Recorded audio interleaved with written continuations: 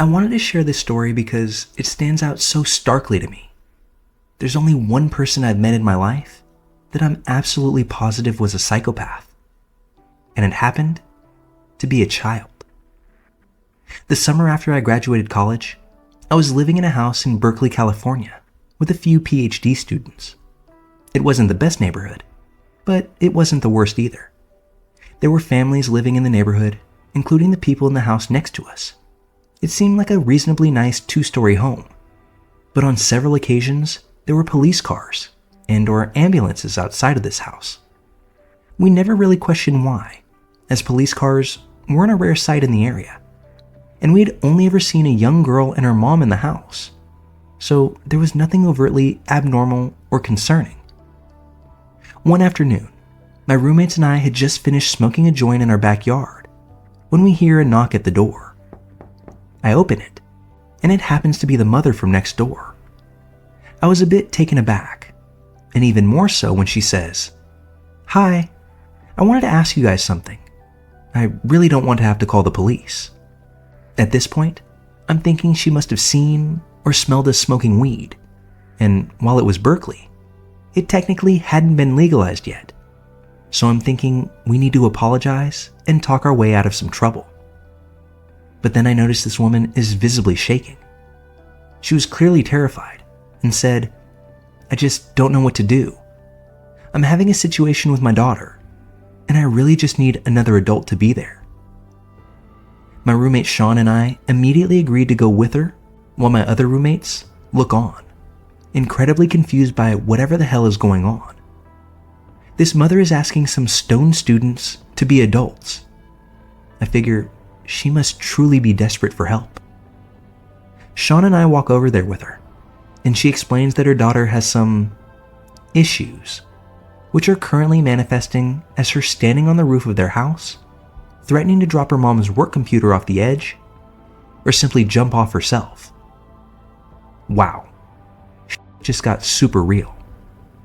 Sure enough, we walk up the driveway to the house, and there's this kid standing on the roof of their 2-story home, dangling a MacBook Pro over the side.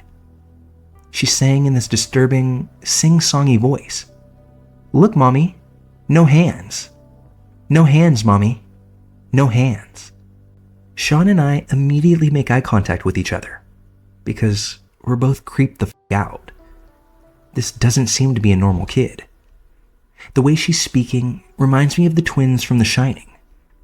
She's not crying and doesn't seem even remotely distressed. On the contrary, even. It appears she's enjoying this torment of her mother, like it's some kind of sick game to her. The mom starts explaining to us that her daughter has had issues like this for many years. She has a psychiatrist and a therapist, and the mother has called both of them. They recommended calling the police, but the mother has been through this quite a few times before and doesn't want the child to go through the ordeal of being restrained and taken into the hospital yet again. She's frightened and exhausted and doesn't know what to do. So I just start talking to the kid. I tell her about how I used to love climbing on the roof of my house, and now I'm into rock climbing, and I bet that she would love that too. Besides, it's much safer than climbing around the edge of a roof if you make sure you use the proper gear and safety precautions.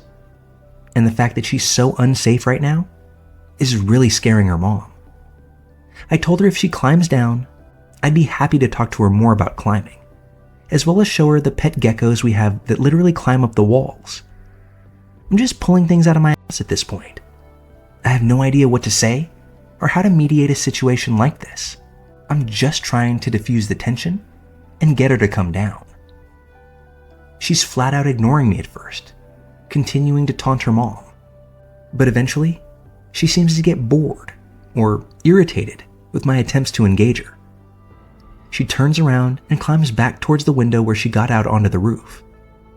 She runs down the stairs and out to meet us, then says in the same weirdly sing-songy, fake, "Come play with us, Danny," voice, "I dropped your computer on the roof and now it's broken. I'm sorry, Mommy. Do you forgive me?" There was zero actual remorse whatsoever in her voice.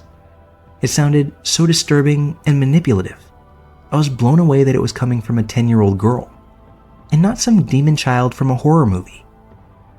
The mother is still shaking and looks plainly overwhelmed, so I offer to go up and get her computer from the roof. She agrees and escorts me through the house, up the stairs with her daughter trailing behind. It appears to be a perfectly normal and well-maintained middle-class home, by the way. The little girl is clearly irritated with me spoiling her game and repeatedly orders me to leave.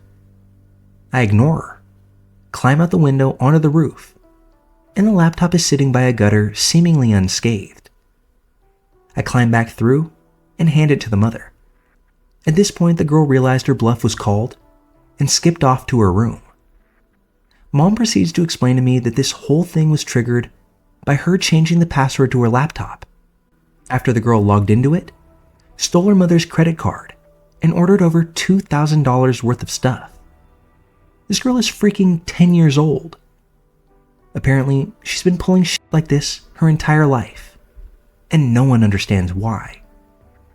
They had to move the girl's younger sibling into a separate apartment with her father because they were afraid she would hurt him.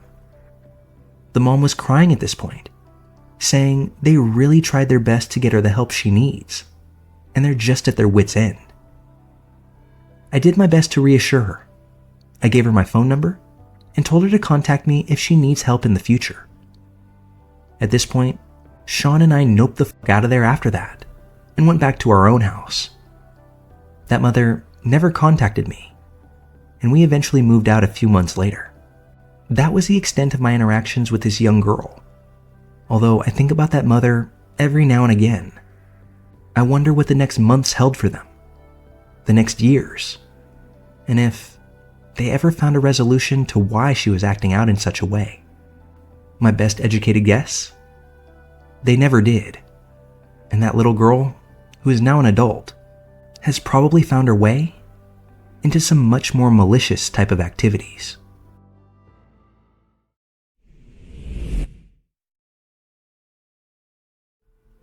I'm a 24-year-old guy who works in housing on a college campus. One other piece of information about me that will probably be important for this. I'm bisexual. One night during the school year, I started chatting with someone on a hookup app. He was talking about how he had never hooked up with a guy and wanted to try it, but was a little bit nervous. I told him that I would be willing to help him out. I'd let him take the lead, but totally understood if he wasn't ready yet.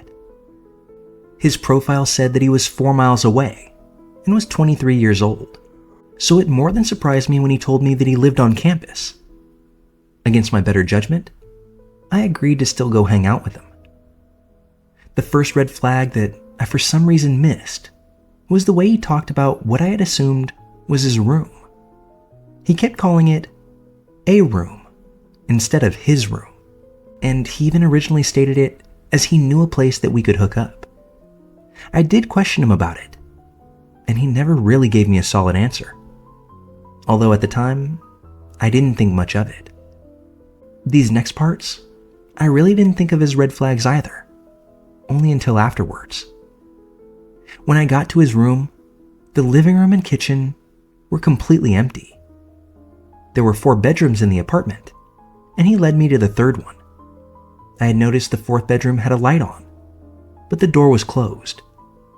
Taking into account all of his actions leading up to this, I assumed that he was closeted, and maybe just curious.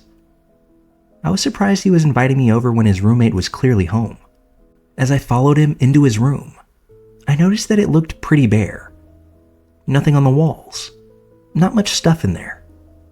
There were sheets on the bed, and a few other random things around the room, but that was it. I hardly had time to process the bareness of the room when he turned around to me and said, "I don't think I can do this." I told him there that there were no worries, and that if he changed his mind, to hit me up. Well, about a month or so later, at the end of the semester, we did health and safety checks. In my position, we usually don't do them. We have the RAs do them. But we were low on staff that day, so the extra help was needed.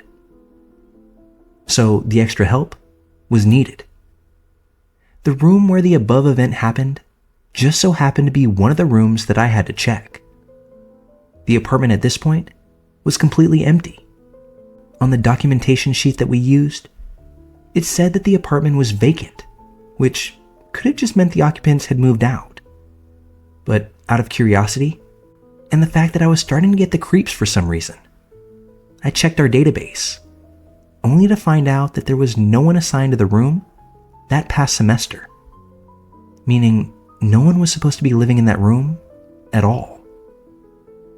I have absolutely no explanations to how this guy got into the room, or what his actual intentions were, or really what the whole thing was about at all. I reckon it's something I'll never know, but it still gives me goosebumps when I think about it. Did I dodge something sketchy that night? Or did I avoid something much more sinister? What was the actual intent of having me come up to that room? And how did that guy, and whoever he may have been with, gotten in there in the first place? Trust your gut feelings, everyone. I didn't have any that night. And the red flags that I'm examining now, I'm lucky that I'm not in a position that I sorely wish I would have noticed them then.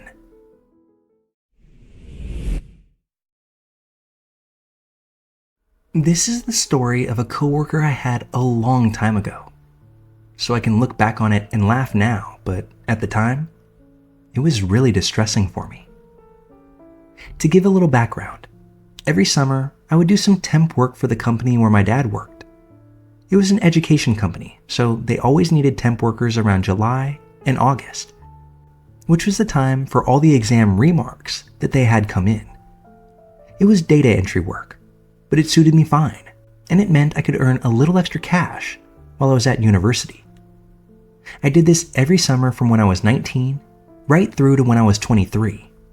And then I got another job at the same company for a bit after I graduated, but we'll get to that later. For now, all you need to know is that I was a reasonably familiar face there, and everyone knew that I was my dad's daughter. The main downside of working there was that I'd clock off work at 5 p.m., but I'd have to wait for my dad to finish work, since he was the head of an entire department. So he'd end up staying a bit later. Every day, I'd bring a book with me and sit in this little foyer area between his department and the department where I worked, since it had the most comfortable chairs. I must have been 22 years old when this happened, because it was the penultimate summer that I worked there. I had just cut my hair short for the first time in my life, and I'd also dyed it red as well. I was sitting on these couches reading when all of a sudden this guy approaches me. Let's call him Leon. He tells me that he works in my dad's department and he thought he'd come introduce himself. This was a pretty common occurrence for me, and I was aware of this guy. He was young and decent looking, so a few of the women in my department had a crush on him. I was dating someone at the time though, and I had never actually seen him in person, but I could see what they saw in him. We got to chatting, and he mentioned that I'd changed my hair. So I told him about cutting it short, and he cut me off mid-sentence. And this is where it started to get weird. He said, "No, first it was brown, and you didn't have a fringe. Then you went through that phase of curling it. Then you got the fringe and dyed it red. After that, you dyed it purple. Now you've had it cut short and dyed it back to red." This guy that I had just met was describing over 2 years worth of hairstyle changes that I'd had. I felt creeped out, but he seemed like a nice enough guy, and I guess I'd worked at the company throughout that entire time, so it was reasonable to assume that he'd noticed me before. That should have been my first red flag. He asked me if I had Facebook, and I told him that I did, so he said that he would add me there. That seemed pretty much normal. But then, after he'd sent the friend request, he asked me to get my phone out so he could watch me accept the friend request. I'm British, and it's therefore impossible for me to be impolite. So I got my phone out and showed him that I had accepted it. I thought that might calm him down. Bear in mind, he wasn't a bad-looking guy, so I did feel a bit flattered at this point that he was so keen on me. That sense of flattery dissolved real fast. After the Facebook thing, he He kept asking me if I had MSN, and I told him that I didn't. I swear, throughout this conversation, he asked me if I had MSN about 4 times. Then the final time he asked, he was like, "Can you please get MSN so we can chat after work?"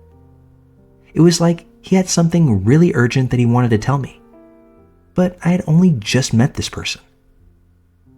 I kind of laughed and told him how I hadn't used MSN since I was a teenager, without necessarily rejecting him. Then he said something like, "Well, if you don't have MSN, then do you have Skype?" This seemed like the perfect opportunity to bring up my boyfriend, who was a foreign student and went back to his home country during the summer. He was the only person I spoke to on Skype. I said to Leon about how I didn't have my own Skype account, but I used my dad's Skype account to talk to my boyfriend. I really thought this might ward him off. I was wrong. Without missing a beat, he said, "Can you please just get your own Skype account so we can video chat after work?" He said it like I was somehow inconveniencing him, like this was something we'd agreed to do months ago or something. I had no idea how to react, so I just sort of smiled and laughed. Thank the heavens, someone from my dad's department walked past at that very moment and was like, "Leon, aren't you meant to be at your desk?" He scurried off pretty quickly after that, but not before reminding me to get my own Skype account and to send him the details. I told my dad about this whole exchange in the car ride home, but all he said was that Leon was very friendly and that a lot of women in his department liked him. So maybe I had just misunderstood the situation. I thought he was probably right, so I tried not to let it bother me. Later that evening, though, I was on my computer doing schoolwork when a message popped up on my Facebook. It was Leon. All the message said was, "We like the same movies." I don't know what it was, but something about this message freaked me out so very much. I decided not to respond and logged off Facebook, hoping that he wouldn't notice that I had been online. The next day, after work, I was sat in my usual spot when Leon comes over to me. His face was like thunder. At first, I thought he was just having a bad day and was walking through the hallway, but my heart dropped when I realized he was walking directly towards me. "Why didn't you respond to my Facebook message?" I was stunned. How was I supposed to respond to that? Who says stuff like that in real life? Lucky for me, I didn't have an opportunity to respond because he started off on this tirade. I kid you not. He started listing all of the movies we had in common that he had seen on my Facebook profile. The Dark Knight, Watchmen, Scott Pilgrim vs. the World, Fight Club. I just sat there watching him reel off all these film titles. Once he was finished, he didn't wait for a reply. He just simply said, "It's okay, I forgive you," and then walked off back to his department. Over the next couple of weeks, he came and found me in my spot every day and talked at me from the moment I sat down to the moment that my dad came to get me. I don't remember many of the other exchanges, but I do remember distinctly one day pretending to pick my nose when I saw him coming, to see if that would put him off. But it didn't. It got to the point where I'd get so stressed out after work that I'd go and hide in the toilets for as long as I could. But the women I worked with started to notice and think that I was weird. Eventually, I broached the subject with my dad, and he gave me his car keys after my shift so that I'd be able to go hide out in his car rather than anywhere in the building. So one day I'm camped out in the car, and I'm still feeling quite a bit tense. But after about 20 minutes, I start to feel myself relax. Surely Leon won't come out looking for me, right? Wrong. I look over at the main entrance, and my heart plummets. He's coming out of the door, and he's scrutinizing all of the cars. I sank down as far as possible into the seat, but I wasn't fast enough, and he saw me. He comes rushing over, starts tapping on the glass, so I opened the door to ask him what's up. I didn't see you in your usual spot, but luckily the doorman told me he saw you come out here. Why are you in your dad's car? Again, what are you even supposed to say to that? I told him that I had a headache, so I came out to the car to take some Tylenol and see if I could get some sleep. At least he respected that, because he told me to feel better, and then left me alone. I breathed a heavy sigh of relief, knowing that I was only going to be working there for a few more days before I had to head back to school. I told my dad about the car incident, and he gave Leon a talking to the next day. Leon would still come find me in the foyer, but he'd only talk to me for a few minutes in passing before leaving me alone. It was actually a big relief. On my last day of work there, I was fully expecting him to do something crazy, but he didn't even come to chat with me that day. I left the office and thought that I would never see him again. I found out later that he was fired not long after I left the company because he kept coming into work late and then spent most of his time at work chatting with his coworkers. And me, apparently. Fast forward to January of 2014. I was preparing to move to China for a position teaching English. I had graduated from school and I was working at the same company, but this time in a semi-permanent capacity. It was my last day at work once again, so I received quite a few gifts and some fuss from my coworkers. It was about 10 a.m. when who should I see walk through the door but Leon. He had been hired as a temp to do the job that I had done for so many years. As soon as he walked through the door, he saw me and this flash of recognition crossed his face. I wanted to slide under my desk and die right there. He came walking over to me and was all smiles, asking about how I was and what I was still doing at the company. It was at this point that one of my coworkers mentioned about how I was off to China soon. Leon seized on that and started talking about his friend, who was also interested in teaching English abroad. His interest seemed genuine, so I got to talking about my qualification, who I got my credential through, what company I was going to be working for out in China. We chatted for maybe 20 minutes, and he wrote down some details for his friend. Then he went off to work. At the end of the day, I was packing all of my stuff to leave, and a few of my coworkers were coming over to say their goodbyes. Don't get me wrong, the Leon incident aside, I had a wonderful time working at that company and I made a lot of great friends, some of whom I'm still close with today. Out of the corner of my eye, I see Leon approaching, but I think, what's the harm? He says goodbye and wishes me luck on my new adventure. Then, as I'm literally one step out the door of the department, I hear him call out, "See you in China." For the first 2 weeks of my teacher training over there, I was like a hawk, keeping a constant lookout for this guy. Thankfully, he never did follow me out to China. But this, and everything around it, remains one of the creepiest encounters of my life.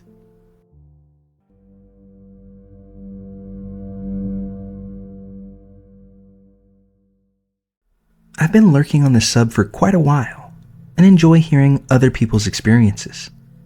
While perusing, I recalled a story from my own childhood that I had mostly forgotten. Here it is. My parents divorced when I was 4, maybe 5 years old. During and after the divorce, my brother, who we'll call Chris, my mom and I moved into a 2-bedroom apartment townhouse. Now, this was not a nice townhouse that you might be imagining. It wasn't a complete shithole per se, but it was older and in a rougher part of town. Something that a single mother with 2 kids could swing.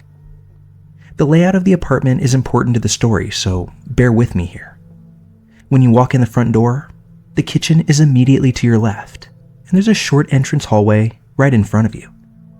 The kitchen has an open countertop area that looks into a dining spot for a table, and a split-level living room/den area that also had glass sliding doors leading out to the backyard, where there was a rather sad and sparse playground. In the hallway entrance again, On the right is a staircase leading up to my mom's and my brother's rooms. One day after school, my brother and I are out playing in the backyard on the playground, doing our kid stuff, when my mom told us she wanted to go check the mail. The mailboxes for the apartments are located at the front entrance, which is on the opposite side of the complex from us. Naturally, me being 5 and Chris being 9, my mom didn't want to leave us alone, especially since it was just about dark outside. We came inside and got ready to go check the mail together. On the way out, I remember my mom asking Chris if he had closed and locked the back sliding glass door. Chris affirmed that he had. Cut to, we're coming back from the mailroom. It's maybe been 20, 30 minutes max. It's hard to recall fully, but my mom unlocks the apartment door. I'm lingering in the car for some reason or another.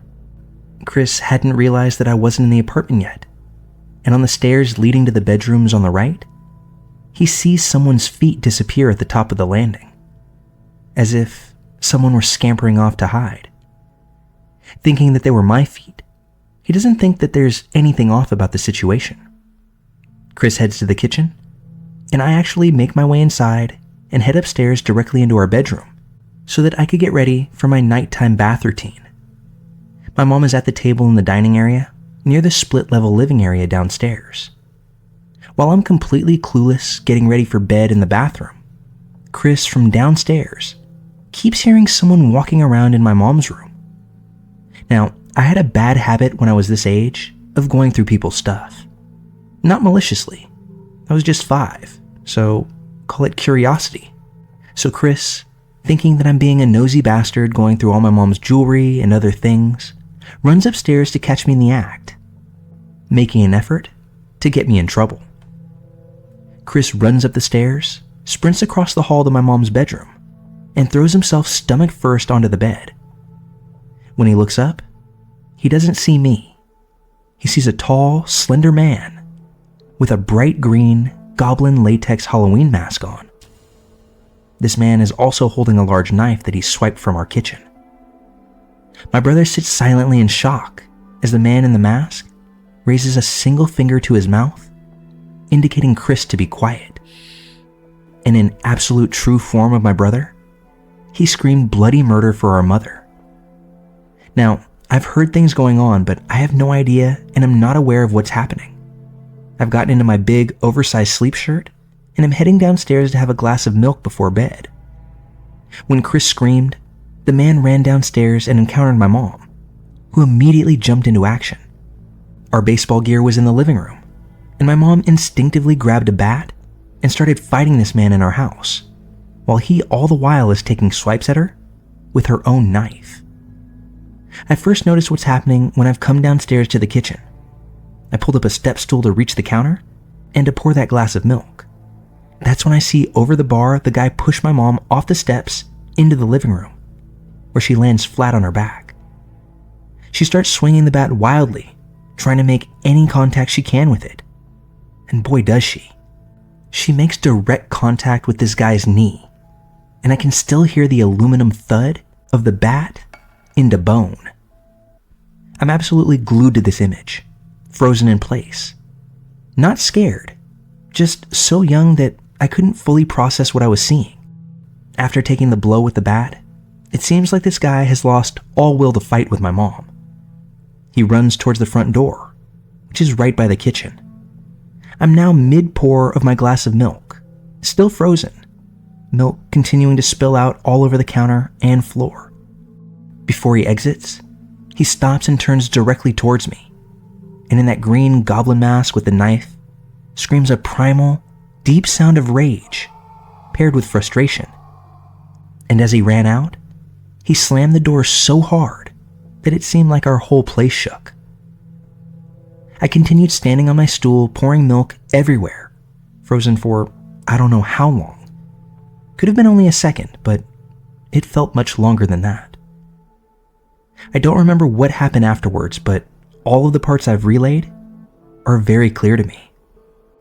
It became obvious to us that that man had made his way in through that backsliding door, the one that Chris claimed to have locked, but in actuality, most likely he didn't. The moral of this whole story is to lock your doors and to not just assume you did. And while this story happened over 20 years ago, I have to say, Man in the Goblin Mask, let's never meet again.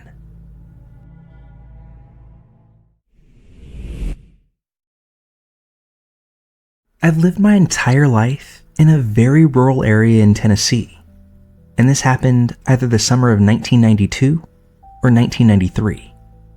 At the time, I was a preteen. I can still see this in my mind, almost as if it happened yesterday. Like I said before, a rural area in Tennessee where we used to have some serious issues with people dumping unwanted, worn-out items and garbage down our beautiful hillsides and ravines. At that time, it was common to find illegal dumping sites everywhere because there was no bulk pickup offered by our one waste disposal monopoly. In this part of the state, the economic disparity is obvious. You have some of the poorest people imagine, coupled with some folks that own multiple mansions and vacation homes. My family fell somewhere in the upper middle class. To relate it to the movie Titanic, which was one of my favorite films of all time, we would be either the lowest rung of first class or the very top of second class. Unfortunately, the majority of our neighbors and community would be in steerage or the coal bunker. Well, it was August here in Tennessee, aka sun-scorching heat and enough humidity to make it slightly uncomfortable to even breathe. Many describe it as the swamp capital of the state. Anyway, we had just had an extraordinarily rare murder in our county. It was all that anyone was talking about. All you could hear in our churches, grocery stores, and beauty salons. The victim was largely unknown, a woman in her early 30s and nowhere near wealthy. I didn't know her, nor did it seem like anyone else in my neighborhood did. She had moved here less than a year before and kept to herself, so she hadn't even been reported missing. Then, just before our summer break came to an end, this lady was found at the base of a steep incline, deep in one of our densely wooded areas, by some folks who were out for a nature hike. There she was, found at the base of a large illegal dump on a winding dirt road that was barely wide enough for a single vehicle. If you met another car, one of you would have to pull over so far, you'd be almost entirely off the road. What adds a layer of creepiness to this? The road's name was Bone Road. When she was found, this poor woman had been decapitated, although both her upper and lower body were recovered. Her killer hadn't been caught. So, my mom was born and raised here and was strong, yet of goofy stock. She's always been my best buddy, even when dropping the hammer on my brother and myself. She was loved by every student that she ever taught in her capacity as a teacher. Our friends adored my goofy mama, often telling me just how lucky I was to have her. My dad was a pharmacist in our area, smarter than most, and happy to go fill a lost or forgotten prescription even late into the night. My dad isn't originally from here, but is very well known because of his job.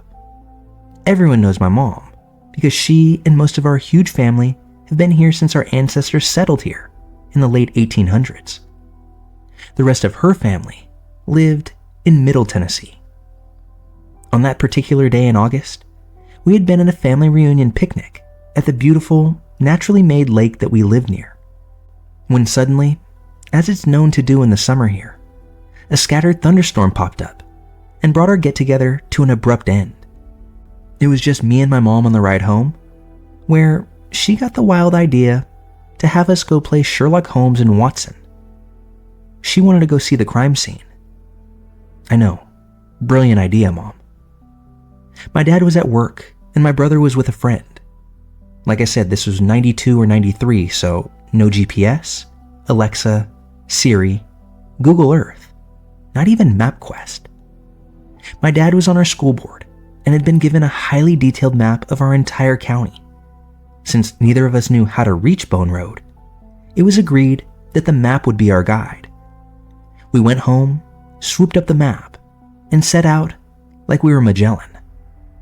We eventually found the place and headed to the spot, and being the ignorant rubberneckers we had just planned to drive past this stupid dump site. I can't begin to explain just how creepy this place was.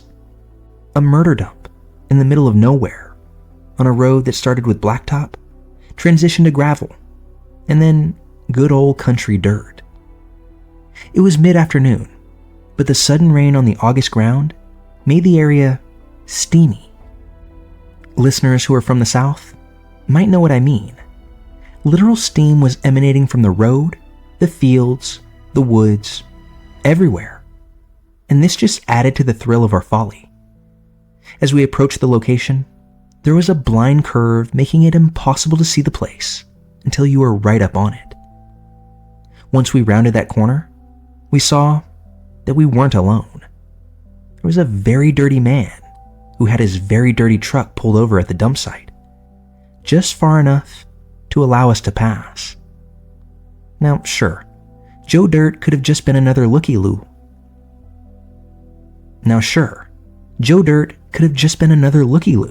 Like us. But he gave off a creepy AF vibe. Just standing by his truck, looking downward into the dump. It wasn't a sheriff's officer. After all, we knew all our local authorities, and they had cleared the location a day or so before. Now, anyone could access the area. I look out the window as we pass him, and we're so close that I can see his 2 teeth clear as day. Literally, a 2-tooth smile in this uber creeptastic, almost leering sort of way. Not nice, far from friendly. We got past and thanked the Lord that Mr. Two-Tooth hadn't followed us. We agreed we would reach the end of Bone Road and get the hell out of there. Oh, you know there's a but. We reached the end of Bone Road, ending at a field. Bone Road was a dead end, no pun intended. My mom said the words that I had been screaming in my head since we passed that man. Oh, we had no choice. We had to do a 5-point turn and go back the direction that we came from. Oh, I bet he's gone now. That was my mom's feeble attempt to soothe us both. But guess what? He was still there. He was still smiling his huge, sporadically tooth-populated smile. Now, as an adult, I reflected on this. That man could have come after us, knowing that we would have been cornered. And to this day, I'm wondering why he never did. We made it out unscathed, of course, and my father hit the roof when he heard the tapestry of idiocy our afternoon adventure was. It's at this point that we hit our second iteration of but, because you always know there's a but coming. Days later, our newspaper heralded the good news. The murderer had been caught. This woman had been killed by a boyfriend turned stalker. She had moved here from a town about 45 minutes away just to get away from him. But wouldn't you know, he found her. He drove around with her body in his truck before happening upon the dump. Murder solved. Case closed. Happily ever after? Not exactly. As we stared down at this guy's mugshot, he was real. Mr. Two-Tooth was our killer. We never told my dad that part. Eventually, the killer was convicted of first-degree murder and abuse of a corpse. He will die in the state prison system, serving life without the possibility of parole. Still, Mom and I promised we would never be so dumb again. We still have weird adventures, but none to freaky, remote murder dump sites on unknown terrain, and with no one knowing where we are. We really could have met our end on that dead-end road. It's an odd thing, knowing that you've been face to face with a brutal murderer. Not once, but twice. I've always heard in TV and from Hollywood that the murderer will occasionally revisit the scene of the crime. I had no idea that was actually a thing, though. not just dramatized for my entertainment on Law & Order or some other big-budget movie that I'm watching. When I think about driving down that desolate road that day and coming across a man who had just extinguished the life of someone that he'd cared about, I'm left wondering, what are the odds?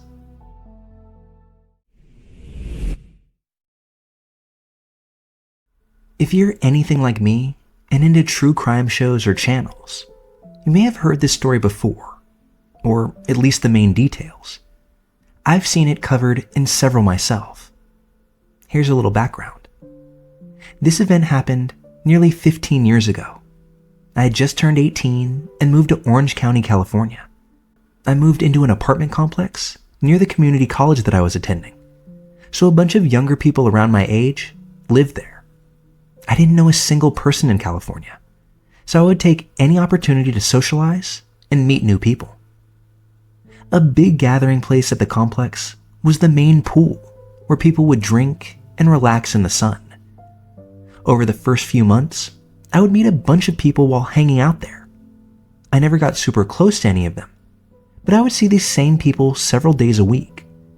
We would often go back to each other's apartments after the pool to drink or smoke some more. It was a really mellow and fun environment.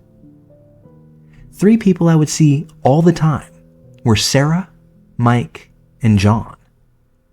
One day after hanging out at the pool, Sarah, my girlfriend, and I went back to my apartment. The 3 of us smoked, and Sarah went back home. Just a typical, regular day.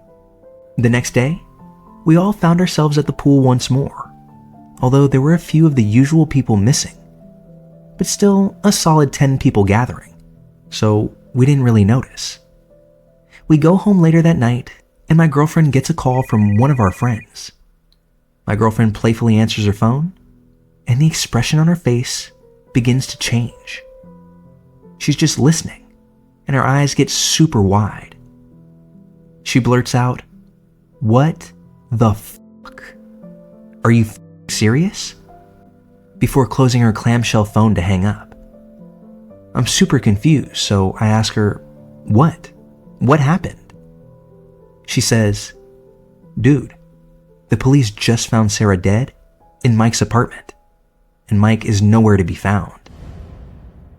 This was absolutely insane. I asked her if the friend said anything else, but she told me it was really hard to understand. We eventually went to bed that night and met up with our usual crowd at the pool the next day, which included John and his fiancée. We're all talking about how unbelievable this was. Sarah was the epitome of sweet, and Mike was easily one of the kindest people that I'd ever met. He was one of the first people that I met when I moved, and he gave my underage ass some beer and told me some awesome stories of his life. These were both good people, and it didn't make any sense. We all kind of started speculating and just did our best to make sense of it. Nobody could get a hold of Mike. We all started to worry if he's safe. Somebody suggested that Mike probably killed Sarah, then panicked and took off. That was a hard pill to swallow for most of us, but it was the only thing that made any bit of sense.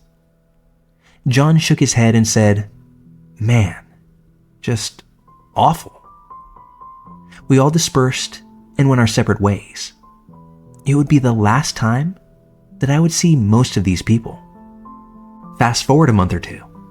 I was hanging out in my apartment one evening when my girlfriend calls me frantically. The first thing out of her mouth is a plea to come to her friend's apartment. The last thing she said was, "You're not gonna believe this shit. It's the most f***ed up thing I've ever heard." Needless to say, I rushed over to the apartment where my girlfriend was. She was with 2 of our mutual friends from the pool. One of them was crying hysterically, while the other sat with him. My girlfriend motioned for me to go outside, and the other friend stayed back to keep consoling the other one. Once we were out of earshot, she told me exactly why her friend was crying so intensely. Her friend had just gotten back from being with the police. He was asked to identify pieces of a dismembered body that were found in the sewer. He was crying because he positively identified the body parts as Mike's. How exactly did the police know they were there? They knew because John had told them. Turns out, John was and still is a broke piece of shit. This bastard was engaged and didn't have enough money for his wedding. Being an organized and well put together person, Mike had a bunch of money saved up. John found out about it and decided to kill Mike and take his money. John was an acting student and asked Mike to help him move some heavy things in the theater. When Mike's back was turned, John shot him. He then took Mike to another location where he dismembered his body and dumped the remains into the sewer. John took Mike's keys and phone and then went back to Mike's apartment. From there, he texted Sarah on Mike's phone asking her to come over because he wanted to talk. Being the sweet and caring person she was, Sarah went over to Mike's apartment without even questioning the situation. When she got there, John snuck up behind her and shot her as well. He left the apartment and framed Mike for Sarah's murder. John was caught because of how big of an idiot he was. He paid some kid to withdraw money from Mike's ATM account. Cops found the kid, and the kid dimed out John. They quickly tracked John down at his own f***ing bachelor party. He was taken in for questioning, where he would later admit that he murdered both Sarah and Mike. Eventually, John was tried, found guilty, and sentenced to death. At the sentencing, Mike's dad spoke to John across the courtroom and said, "My only regret is that the state of California doesn't allow me to kill you myself." Turns out, John's fiancée tried to help him hide evidence, and she was sentenced to time as well. All in all, pretty dark story. Aside from the violence, what messes me up is that this guy had literally just murdered 2 of our friends, and he was back at the pool commiserating with us. Like, genuinely acting upset, sad, and confused. He's a horrible human, and I hope he suffers for the rest of his life, however long that may be. My deepest and continued condolences go out to the family and friends of the 2 innocent people that lost their lives far too soon. I just wanted to add a personal note here. This is a validated account of an actual double murder that occurred. While most of the details depicted are accurate in nature, OP originally changed the names of those involved. But for those of you that wish to learn more about the horrific events shared here, this is the case of Daniel Wozniak, who in the summer of 2010 took the lives of his friends Sam Herr and his girlfriend, Julie Kibushi. Wozniak was sentenced in September of 2016 and currently sits on California's death row.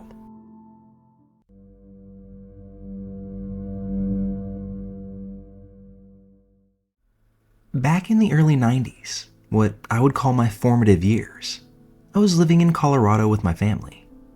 I was 15 years old at the time, a sophomore in high school, was supremely active in many social circles, and even had a fun relationship with my first boyfriend. And like you do at that age when in a relationship, you want to spend as much of your time as possible with the person that is new, exciting, and is just as pumped to see you as you are them.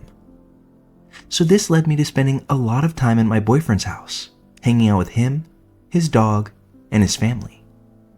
For this story, let's call my boyfriend Drew. His mom was Deb, and Deb's boyfriend is Tom. Because of the amount of time I spent in that household, I got to know Deb and Tom fairly well. Deb was friendly, but it also seemed that by this point of parenthood, like she might be more interested in her own life than in parenting Drew. It seemed odd the kind of distant relationship they had, one where Drew knew his mom would always be home, but not necessarily willing to talk, listen, or help solve anything that he was going through. Deb much preferred spending time with Tom. They'd go out to the local bars, events around town, even weekends away, usually just resulting in her getting trashed before coming home and passing out, or being of no use to anyone else. Tom himself seemed like a pretty interesting guy. He seemed like the responsible one, the adult in the room, even on multiple occasions, taking it upon himself to drive me home in the event that I stayed at Drew's house too late into the evening and missed the last bus. I think he was in his 30s or maybe early 40s at that time.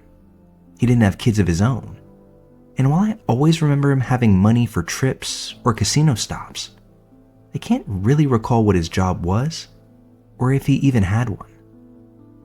Tom was always kind to me, so one night when he offered to take me home so I wouldn't have to be cold in the chilly Colorado evening, I had zero hesitation hopping into his truck.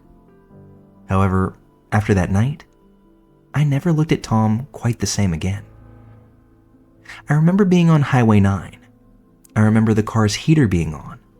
Hell, I even remember the song on the radio, Losing My Religion by REM, when Tom sort of just blurts out, "It would be a shame to get lost out there," as he nods out into the dark wilderness alongside the highway. It's like the woods are beautiful and all, but in the wrong situation, plenty can go wrong. At first, I simply thought it was a weird direction for conversation. He's not wrong either. As someone that grew up camping and fishing with my own family, those words do ring true. A lot of things can happen when removed from civilization. But it was the next thing that he said that absolutely ate away at me from the inside. He said, "If anyone ever tries to take you into the woods, their intentions aren't anything good." Tom wasn't my dad. I actually barely knew him in the scheme of things. So to hear this type of life lesson unprovoked gave me chills all over. I think the ride was pretty much silent from that point on, even bordering on tense, before he pulled into my parents' driveway and I got out. I remember being polite and saying goodbye, thanks for the ride, while also silently pledging to myself that that was the last ride I'd be accepting from him. From that point on, Drew and I spent much more time at my house. Every time he would leave, I'd see him to the door, and more often than not, it was Tom coming to get him. From the driver's seat of his Ford, he'd wave and I'd wave back. But each time I did so, it left me with that same uneasy feeling from that night, and I could never quite explain why. Well, fast forward a little bit.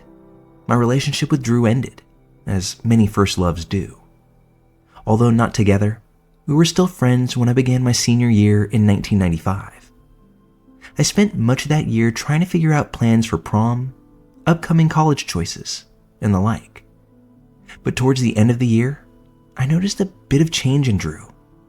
He was more quiet, withdrawn, and a touch more standoffish than I had ever seen him before. I eventually asked what was wrong one day, and that's when he spilled the entire situation. His mother Deb had been down in the dumps for a while after she and Tom had broken up. Tom had moved far away, and Deb took a lot of the frustrations of that ended relationship out on Drew. I did my best to sympathize with him, thinking that that was the brunt of what he was going through. But that wasn't it. He said that Tom was now back in the picture. My naive self thought, well, that'll be nice. He'll be there to take some of your mom's negative attention away from you. But Tom wasn't back because he wanted to be. He was back because Colorado authorities were extraditing him from his new home, the West Virginia Department of Corrections, back to Colorado to face charges for first-degree murder for a young woman that went missing in 1993, one whose body had just been found up Highway 40 near Empire. Turns out, his mom's boyfriend had a penchant for committing crimes against women, going back a decade, if not longer. All of these following things I learned during the 1996 trial of Thomas Edward Luther. He had been convicted of picking up a hitchhiker in 1982, beating her with a hammer before sexually assaulting her. He had stabbed another woman who had placed an ad to sell a car in 1993. After moving to West Virginia in 1994, he yet again picked up another hitchhiker before raping and beating her. This was the crime that he had just been sentenced guilty for before being brought back to Colorado, where he was now being tried for the murder of 20-year-old Cher Elder.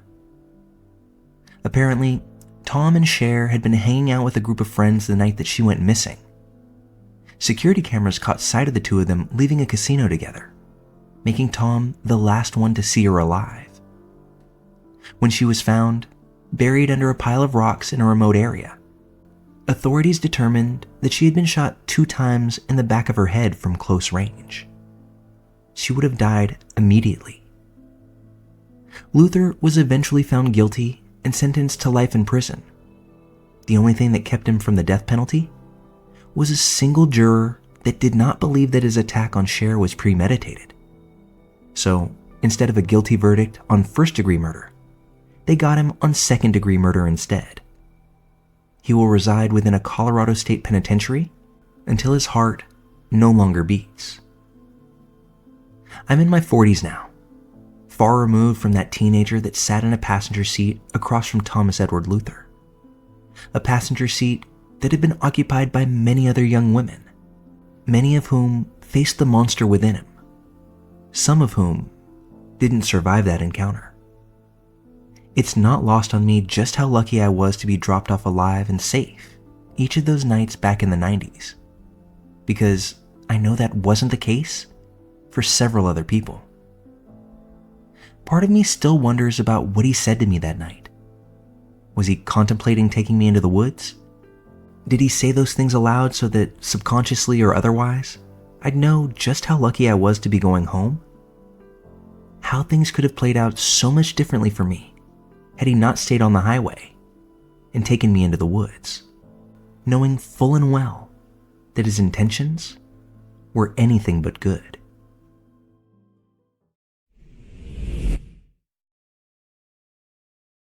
I'm 23 and female, if that matters. I wanted to share with you the account of something that is ongoing and something that I find quite unnerving. I live in a rental house with 2 of my best friends. It's in sort of a college part of town. But where we live, one side of us is all people around our age, and on the other side, it's a much older crowd. Starting about 2 weeks ago, I started getting cards in the mail from my father, most of which are accompanied by roses. The cards are pretty vague, saying things like, "Miss you," or "Why don't you call anymore?" And probably the weirdest was, "Don't you love me anymore?" The flowers aren't real. They're always plastic. And so far, all of the letters have been handwritten or were written in Sharpie marker upon a Hallmark card. 2 days ago, I actually received a pack of guitar picks with a gift card to a local guitar shop. The reason that I know that it came from the same sender was because of the plastic flowers that accompanied the card. While on the surface, I'm sure you're wondering what's so creepy about getting cards from your dad. Well, that's actually it. The man that I refer to as my dad isn't my birth father. I was adopted at 13 by my mom's husband, who's been in my life since I was around the age of 3. My birth father was an evil man that took his own life when I was only a few months old. All of the cards are signed with his name. Someone has apparently gone through the trouble of finding this information out and is sending me letters for whatever God knows reason. I can't possibly know what the purpose is. Is this a threat? A means of attention? Just some sick individual playing sick individual games? I really don't have a clue. I just know that it unsettles me every time I step outside my door and make a trip to my mailbox. I also don't know what to do, so any thoughts on the matter would be greatly appreciated.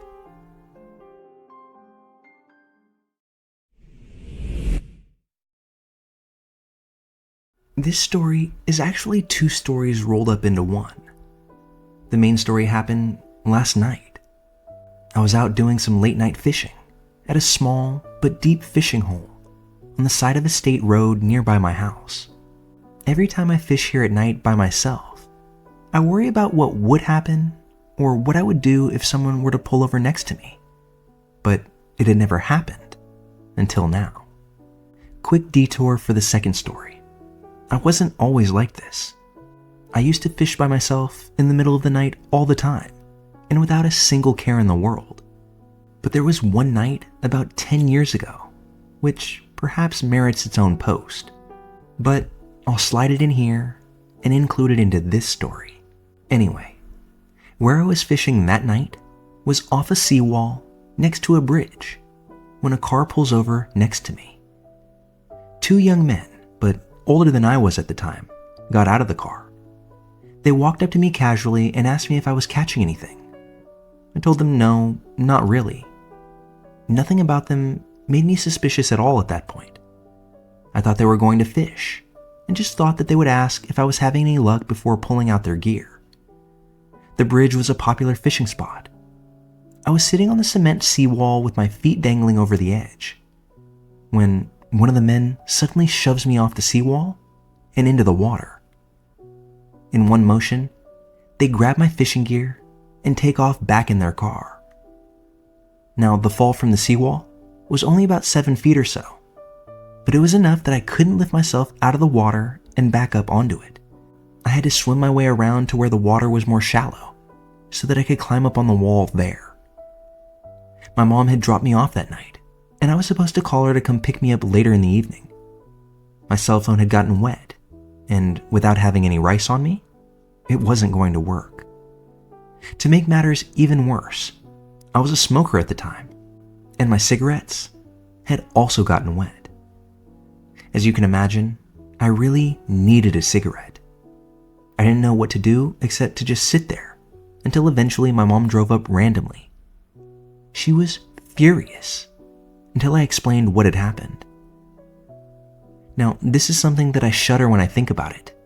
How I, or anybody else that they did this to, could have died. These people had no idea whether or not I knew how to swim, and apparently they didn't care. If they had seen on the news the next day that I drowned under that bridge, would they even put 2 and 2 together? Would they even care? Even if you assume everybody's a strong swimmer, the person could hit their head, as there were many rocks under that particular seawall, and an unconscious body has no chance. All for what? $50 worth of cheap fishing gear? It seemed as if the juice were only minimally worth the squeeze. So obviously, ever since this night 10 years ago, I've been much more cautious when I'm alone at night, but especially when I'm out fishing alone at night. Well, back to what actually happened last night, which is the whole reason I was triggered to share this in the first place. I had luckily just finished up and loaded my car back up with all of my gear. I was sitting in my car and making an Instagram post showing the fish that I had caught, a couple of yellow bullhead catfish, and some bluegill. I was trying to quickly write the post and then head on home, so I was deep into the world of my phone and not really paying attention to the outside world or anything else. Something causes me to look up and out of my driver's side window, and that's when I notice that there's a pickup truck sitting there that I hadn't noticed or even heard pull up. It has one of those big steel frame structures around the bed of the truck. I don't know what they're called, but I associate them with hunters or trappers. I have no idea whatsoever if that is an accurate association or not, but that's the feeling I get.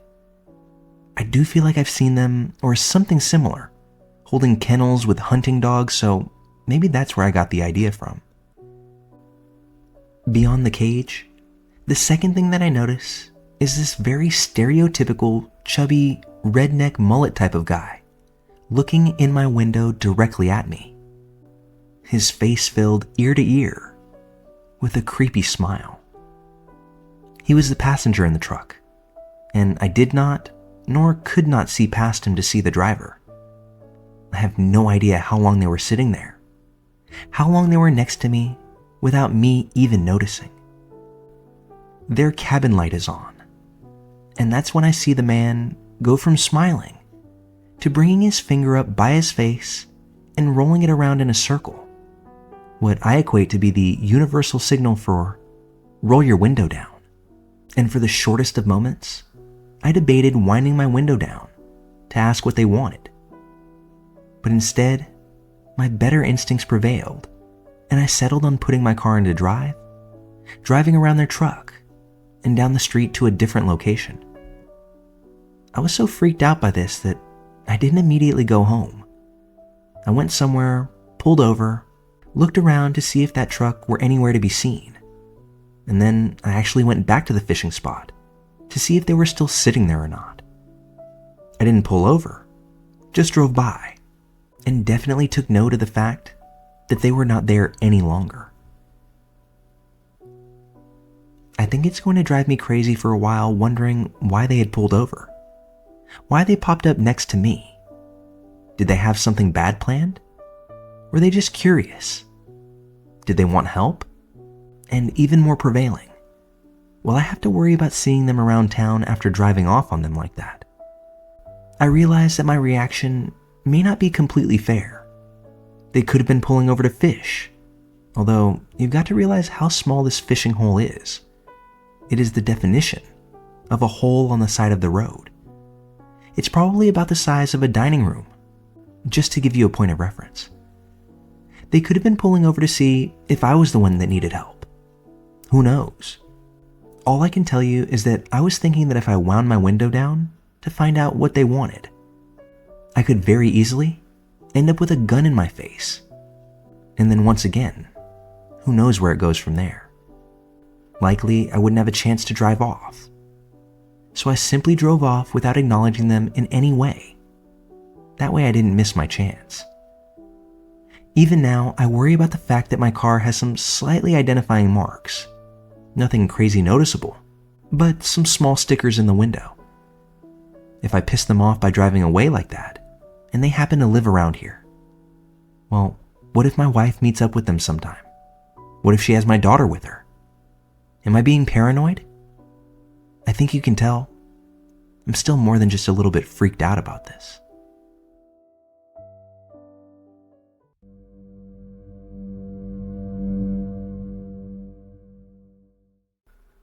I'm originally from California, and a couple of years ago, I was laid off from my job and decided my best option would be to use my savings to buy a house in a mid-sized town in the Midwest. I found a new job that paid enough to cover a mortgage, and I decided to go for it. Before moving, I wanted to travel a bit, so one night, while overseas, I found myself searching Zillow. I still had about a month left on my lease in California, but I found the perfect house. It was one town over from where my sister, her husband, and my young nephew lived. And just as importantly, it was within my budget. Being impatient, I asked my sister to go over and look at the house for me. She did. She even FaceTimed me while she was there and showed me all around. I absolutely loved it. I made an offer that honestly was significantly under asking price, just to see if they would counter and I could perhaps get a better deal. I was shocked when my offer was almost immediately accepted. Unbelievable joy was what I was experiencing in my hotel room that night.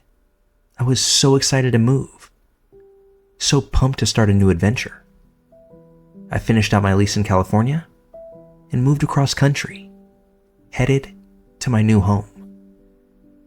The first night I was there, I had very little with me.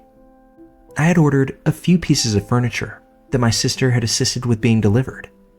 So I had a couch, a couple of side tables, but other than that, nothing had been built. I slept on a mattress on the floor since I hadn't assembled my bed frame yet, and after a long day of everything that goes into a big move, I was completely exhausted.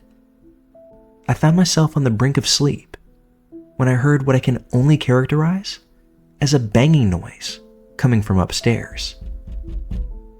I found that incredibly strange because it's a one-story house.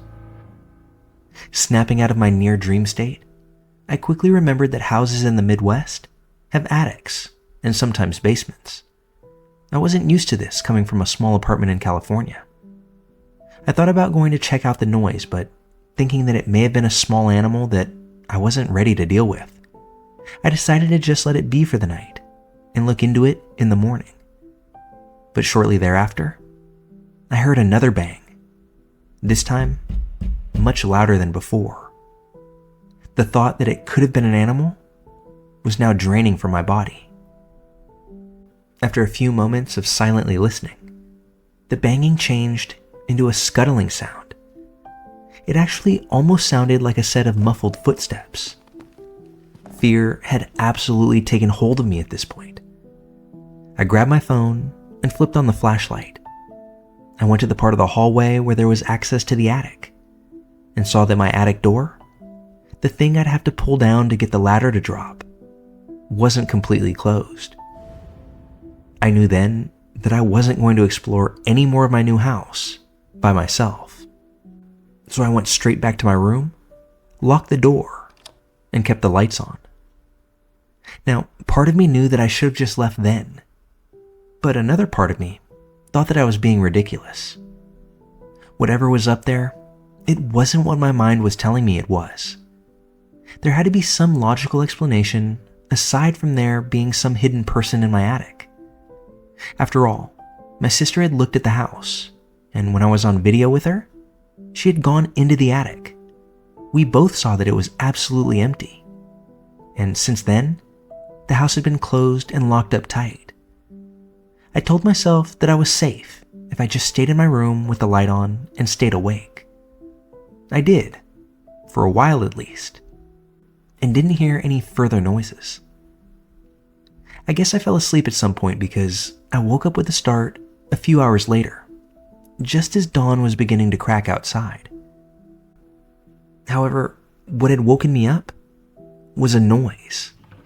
Something loud, something heavy, and it came from my living room. Instinctively, which it had to have been because I was still half asleep, I ran to the main room of the house and saw that one of my end tables was now halfway across the room, in addition to my front door being wide open. I stepped just to the edge of the door and peered out, seeing a dark figure, now probably about half a block away, running in the opposite direction of my home. Whoever that was, they were in my house only a moment before, and from the looks of it, they had kicked my table on their way out. That was the sound that I heard. I yanked the door shut, grabbed my phone once more, this time calling the police. When they arrived, an officer went up into the attic and found food wrappers, an ice chest, a pile of dirty blankets, and a bucket filled with human waste. Someone had been living there for what looked like quite a while. That officer and his partner informed me that this wasn't the first time that they had been to my house. The previous owners had a daughter who was not well and had gotten in trouble with the law quite often.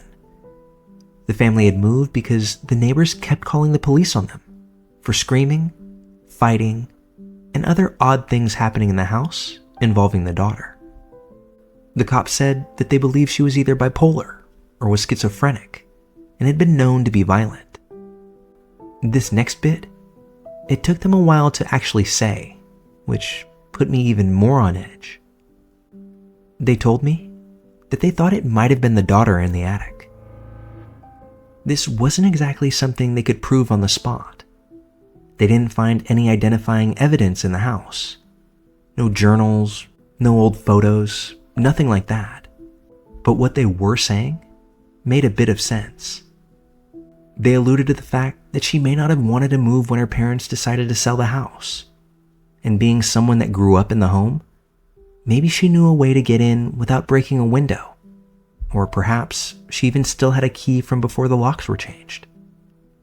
To this day, if it was her, I don't know how she got in, how long she was there before me, and how this whole thing would have played out had she not decided to just leave.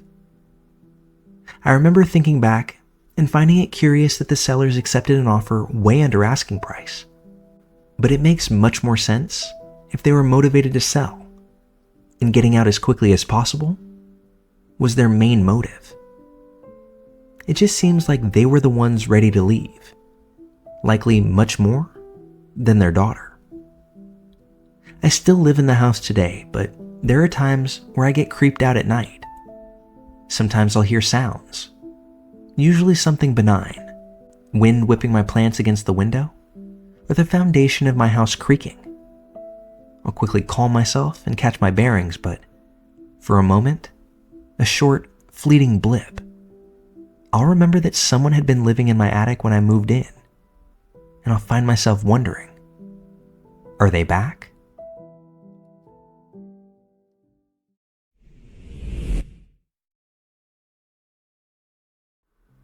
I came on here to share a story that my dad recently told me, one that he hasn't told anybody about up until now. Quick backstory here. My dad is a retired park ranger, if that's what you even call it. He worked for the National Park Service up until about 3 years ago. His usual tasks involved taking people on tours along the Appalachian Trail, maintaining the forestry and the wildlife habitats of the animals that live there. This story goes back to the summer of 2003, when my dad and a colleague, we'll call him John, were sent out to try and locate an adult elk, a particular male named Billy, who was usually very tame and was often found close to houses. But Billy hadn't been seen for over a week, and apparently this was very unusual for him. So my dad was dropped off along the trail, whilst John took the truck and drove further down in order to try and locate Billy. They had been searching all day for him, and this was the last stop of the trek, as there were only a few hours of daylight left. So, as the story goes, my dad had been walking along the trail for a little over an hour when he heard a disturbance in the distance off to his left. He could hear the snapping of tree branches, and he decided to follow where the noises were coming from, all in the hopes that it could be Billy the elk. As he got closer, he said he began to smell a foul odor and instinctively knew that it was some sort of dead animal. He was right. As he emerged through the bush, laying on the ground in a small opening of trees was the carcass of a large elk. He could see by the tag on one of the ears that it was Billy. However, he was nearly immediately shocked by the condition that the animal was in. Billy had been severely mutilated. His eyes and tongue were now gone, his throat torn out, and his stomach had been ripped open, so that the intestines were now protruding onto the forest floor. He also noticed that little chunks of flesh had been bitten from the torso. In addition, the entire right front leg was missing. My dad reasoned that the animal had been attacked by either a black bear or a large pack of coyotes, as nothing else would tackle a fully grown adult elk. However, even this seemed strange because elk were usually too big for even apex predators to try to take down. What disturbed him even further was the way in which the animal had been mutilated after death. This is something that my dad even made a point of saying that he had never witnessed anything like this before. That in nature, it would be very unusual for predators to mutilate a corpse in such a way. Feeling unnerved by this discovery, my dad radioed John and told him that he had located Billy. Before giving him his approximate location, John had told him that he had wandered off the beaten track and that it would likely take him around an hour to get back to where the truck was parked and drive back to my dad's location. So to that, my dad was told to wait where he was until John got back to him. It was nearly dark at this point, and my dad remembered beginning to feel very unsettled. He had a flashlight with him and bear spray, but noted that he still felt vulnerable while out there alone in the forest. After around 15 minutes or so, he heard the same noises that he had heard earlier, much closer now as he was off the trail. He would hear footsteps and the occasional growl of something hidden within the thick bushes straight ahead of him. He said that every so often he could hear slow, heavy breathing and the snapping of branches as whatever it was paced around the forest. He began to get the feeling that he was being watched and worried that the coyotes, or perhaps even a bear, was now stalking him. He said that every so often he would wave his flashlight in the direction of the disturbance and yell out, doing what he could to try and scare off whatever it was that was watching him. But the noises still persisted, and this seemed to aggravate the creature. Luckily, the animal never came any closer or revealed itself to him, simply pacing around in the darkness and letting out the occasional growl. Just over an hour later, the truck pulled up along the trail and my dad could see to his relief that John was now following the flashlight to where my dad now stood.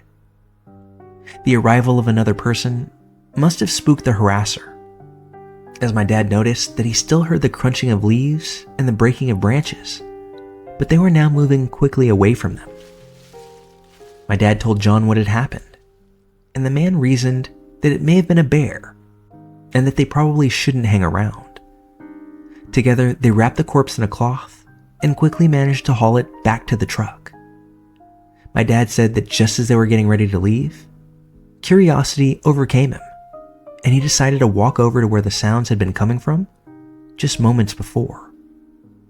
John got out as well, and the two of them scoured the area. Behind a fallen log, they found the half-chewed leg of the dead elk, along with a number of discarded candy and chocolate bar wrappers, along with a small length of rope. Further back into the tree line, they found a pair of latex gloves covered in blood, as well as human shoe prints leading away from them. Near to the shoe prints, they discovered the remnants of a small fire, and even a comic book. This flat out terrified my father. The realization that it had been a person that had mutilated the elk, that had been watching him from the bushes and growling. So much so that he and John had agreed to never mention the encounter to anyone. My dad has told me that not a day goes by that he doesn't think about what he saw that day, and he still struggles to comprehend what the person was doing out there in the wilderness, in the middle of nowhere, how they had managed to kill the elk, and what their intentions were towards my dad. We relocated from the area in 2005 and now reside near Richmond, Virginia. My dad hasn't been back and has said that he will never walk the Appalachian Trail again. I can't blame him, to be honest, because I've never been out there, and thanks to my dad's story, I won't be stepping a foot out there anytime soon.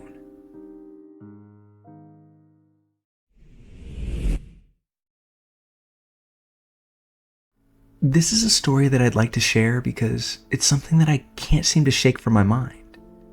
My hope is that someone here can offer me some ideas of what happened, so that I feel secure in the fact that I'm not losing my mind. I'm a 31-year-old female who happens to live alone. I'd been a bit lonely and depressed of late, so when a girlfriend of mine asked me to go to the opening of a new local bar with her, I jumped at the opportunity. I needed to get out, to be social, and to just enjoy a night. So it's Friday evening, she picks me up at my place, and off we went to this downtown bar that was probably no more than about 10 minutes from my front door. We landed, had a few drinks, and now that we were nice and loose, decided to get up and dance. As we were leaving our table, a group of guys asked if they could take the table over, since the place itself was pretty crowded, and there were no others open. We gladly gave them the table and hit the dance floor. A few songs in, I did the patented pocket pat down, only to realize that I didn't have my phone with me. Thinking that I had left it on the high top we had just left, I went back to the table and was surprised that it was nowhere to be found. The guys who were now stationed there also said that they hadn't seen any phone when they set their drinks down, so that was a bust. The only other place that I had been while inside of the bar was the bathroom, so my friend and I checked there. Still no luck. I asked my friend if I could use her phone to call mine, She of course let me. I input my number and hit the green dial button, hoping with every bit of me that I would hear my ringtone bouncing off the linoleum tiles of the ladies' room. When, after 2 rings, someone answered. I heard the click of the other line, but nothing was said. I, out of habit, said, "Hello?" But all I heard on the other end was a single heavy breath before the call disconnected. I must have phoned myself 50 more times over the next 20 minutes or so, but whoever had my phone never answered again. I eventually gave up the search, and while disappointed that I'd need to drop nearly a whole paycheck on another phone, I decided to cut my losses and head home. My friend dropped me back at my house. I slid my keys into the front door lock, pushed open my door, and headed straight for my room. I was ready to get out of my club clothes, ready to wind down and put this night behind me, when out of the corner of my eye, I see my phone, still plugged into the charger on the nightstand next to my bed. I then remembered that that's indeed where I left it. My friend had texted me that she was outside of my house to pick me up earlier in the night. I had texted her back saying that I was coming out, and I guessed that I never slipped my phone into my purse. So that answers where my phone had been all night. But what it didn't answer was who had answered my phone when I first called. I stood there in a stupor for a few moments before my brain came up with all these different explanations. Maybe I had dialed the wrong number, but that couldn't have been. I know my number by heart, and if I had repeatedly called some stranger, they likely would have told me that I had the wrong number. Perhaps the lines were crossed, but then I realized that I don't even know what that means. It's only something that I heard said in old TV shows and movies. And that's when I came to it. Someone had been in my house. This sent a shiver down my spine that felt like 1,000 ice cubes rolling down me. I looked around my room, seeing that nothing was out of place. Nothing was missing. I grabbed the softball bat out of my closet and began to walk around my house, purposefully making my presence known with loud clomps and letting the bat trail behind me. I figured that if someone were still there, I might be able to scare them off by sounding like I meant business. I called out a few times, heard nothing. I went from my room to the kitchen, to the bathroom, to the back hallway. Every step of the way, peeking around corners, making sure things were locked. And that's when I get to the door at the very rear of my house.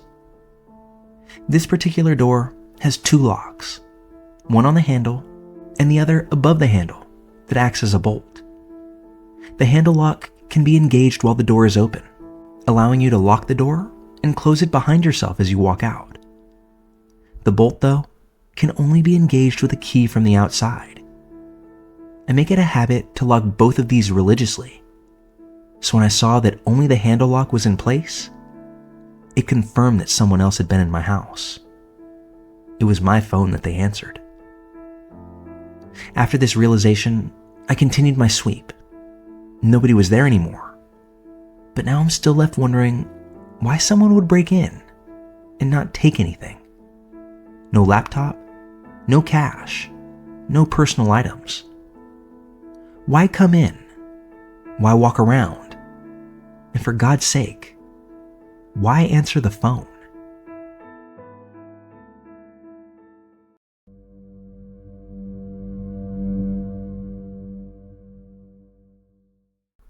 In my late teen years, I worked the night shift at a campground one summer.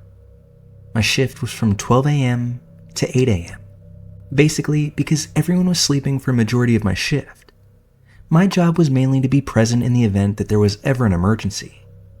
It was a pretty easy job, so most of the time I could scroll away on my phone or play video games to keep myself awake.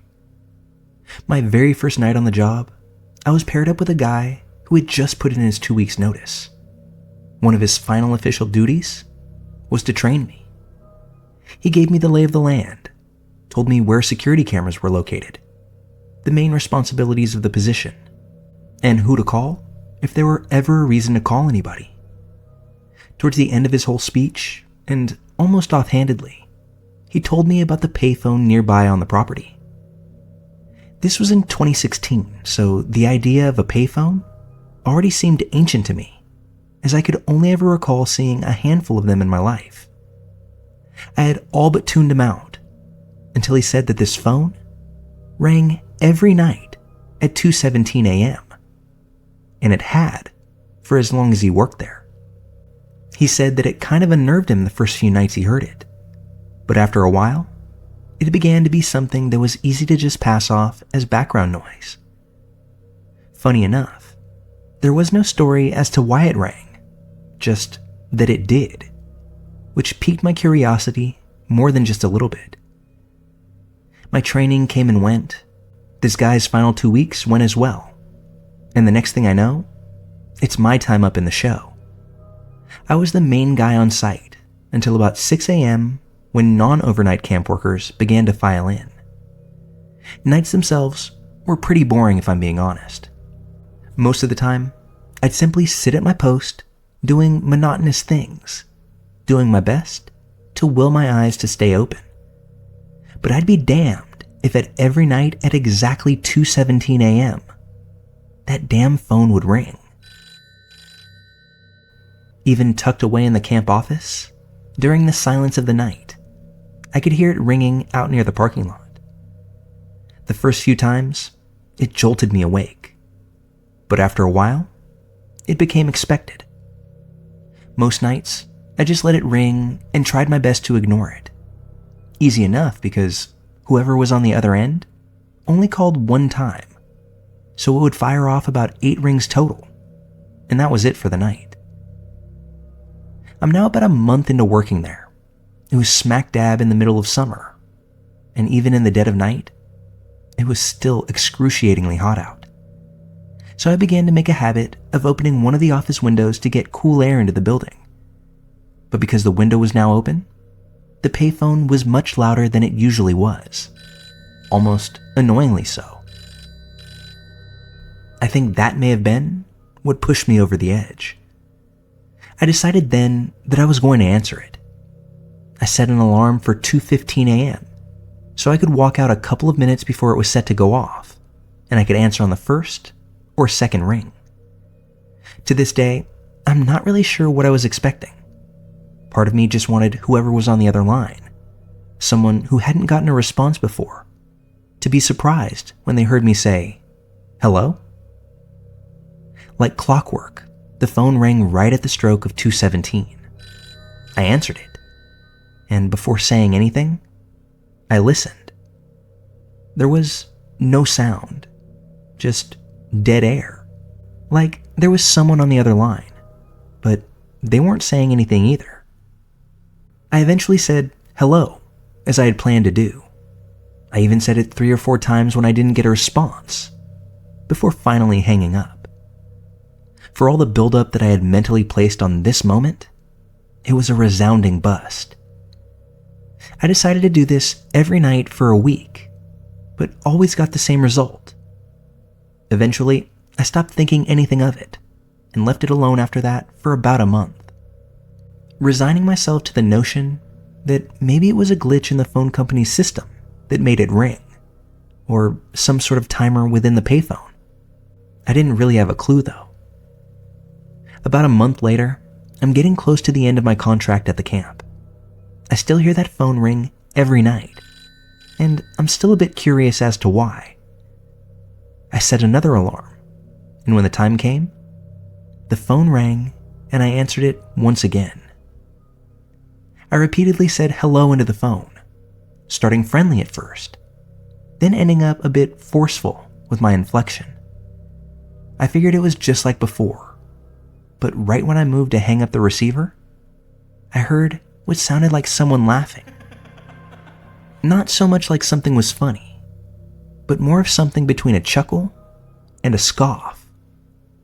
When out of nowhere, the low voice on the other end of the phone started repeating my full name back to me, over and over again, gradually getting faster and faster with each pass. This not only shocked me, but absolutely scared me out of my shorts. I slammed the phone so hard, it made a residual ringing sound in the nighttime air. I couldn't move at first. My heart was beating like I had just run a mile. And that's when the phone rang again. At this point, I was even more freaked because the phone had never rung twice in a single night. I picked the phone up and hung it up as fast as I could just to get the ringing to stop. I waited near the phone just to see if it would ring again, but it didn't. After a few moments of calming myself, I reflected on what limited knowledge I had about payphones. I knew you had to insert change to make a call. Duh. I had also remembered hearing my parents say that there was some code that you could input to phones that would allow you to redial a number that had just called you. But what was the code again? After pondering it for a moment, I remembered. *69. I had some change on me, so fueled by curiosity, and perhaps against my better judgment, I dropped a quarter in and hit those 3 keys. After I dialed, there were a few clicking sounds that I heard as the phone tried to connect me, but I was then met by an automated voice. We're sorry. You have reached a number that has been disconnected or is no longer in service. I continued working at this job till the end of summer, and that phone kept ringing every night at the same time. But never again did I have the nerve to answer it. Almost 10 years later, I still wonder about this. Why every night at 2:17? How did that person know my entire name? And most pressingly, who was that person on the other end of that phone?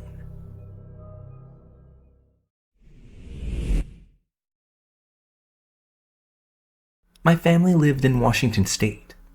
Our house had this huge backyard that was surrounded by woods on all sides.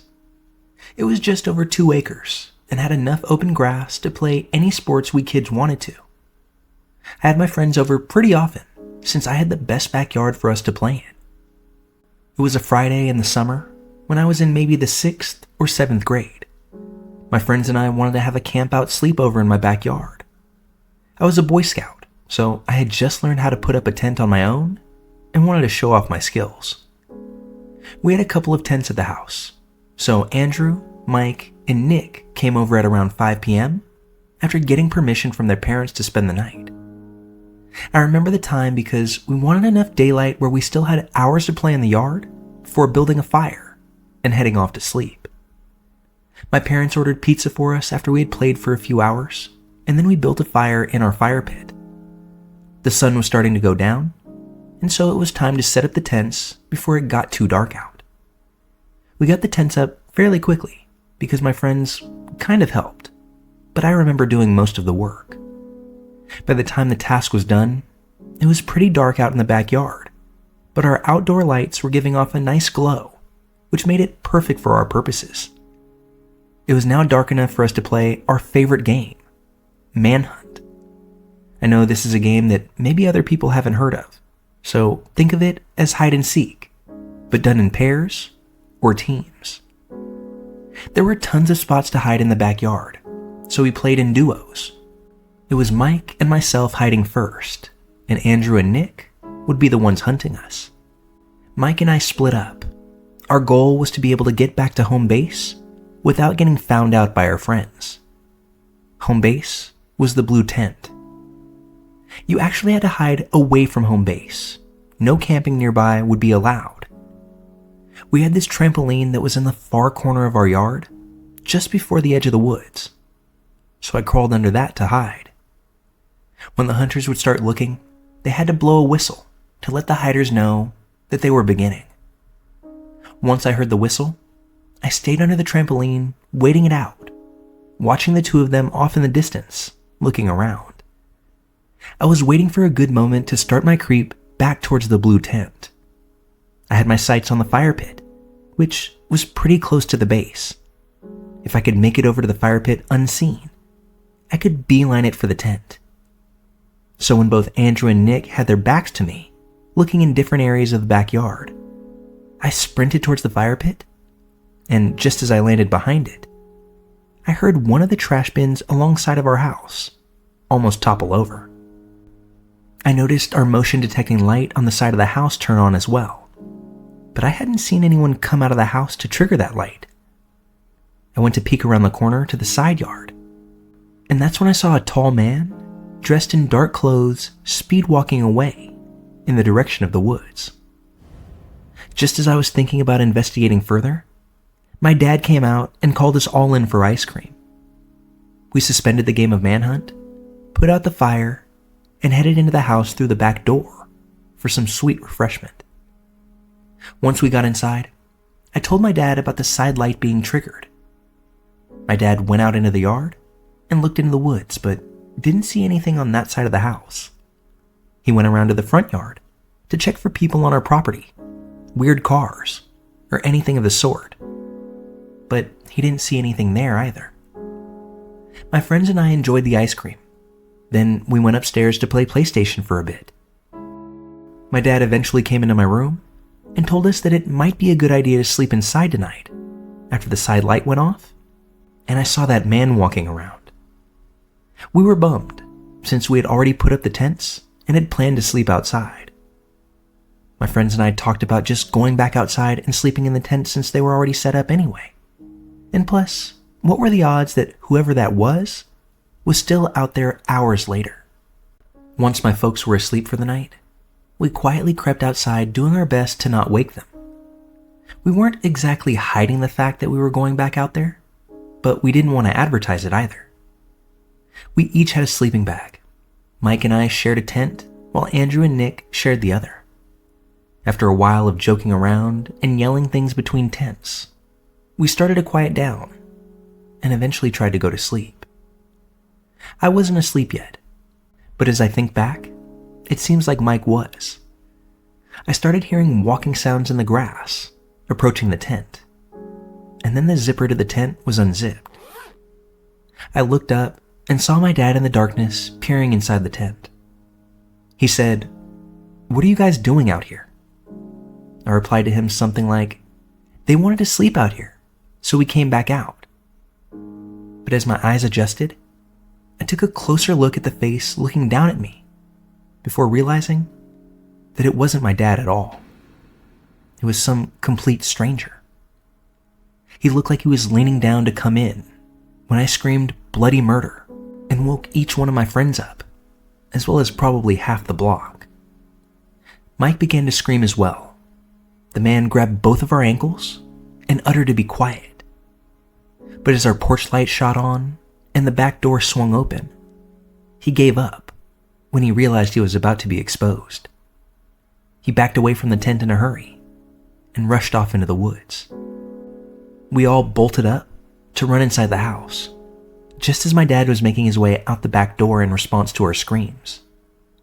I told him that I didn't know which way the guy went, but that the man from earlier was back. My dad ran around the yard screaming and taunting the creep to come back, but we didn't see him again. We all went inside and called the police. Once the police got there, they didn't really do much of anything, other than take a report and advise us that we shouldn't sleep outside anymore. We all got a stern talking to by my parents about how they had told us to stay inside, that we were lucky, and we were probably done camping out for a while. They were right, because after my parents spoke to Mike, Nick, and Andrew's parents about what had happened, even sleeping over inside was off the table for a while. It was dumb of us to go against what my parents had said, but I'm pretty sure we all remember times when we thought we knew better than our adults, or were just trying to be sneaky and didn't care. This was the night that mindset almost resulted in me or one of my friends paying dearly for thinking that we knew better. I sometimes wonder what that guy was up to, but that thought gives me shivers, and then I do my best to put it out of my head. I'm a grown adult now, 2 kids of my own, and we still live in Washington. Given this experience, I'm hesitant to even let my kids play in our backyard alone sometimes, so I don't think we'll be having any backyard camping sessions until they're much older.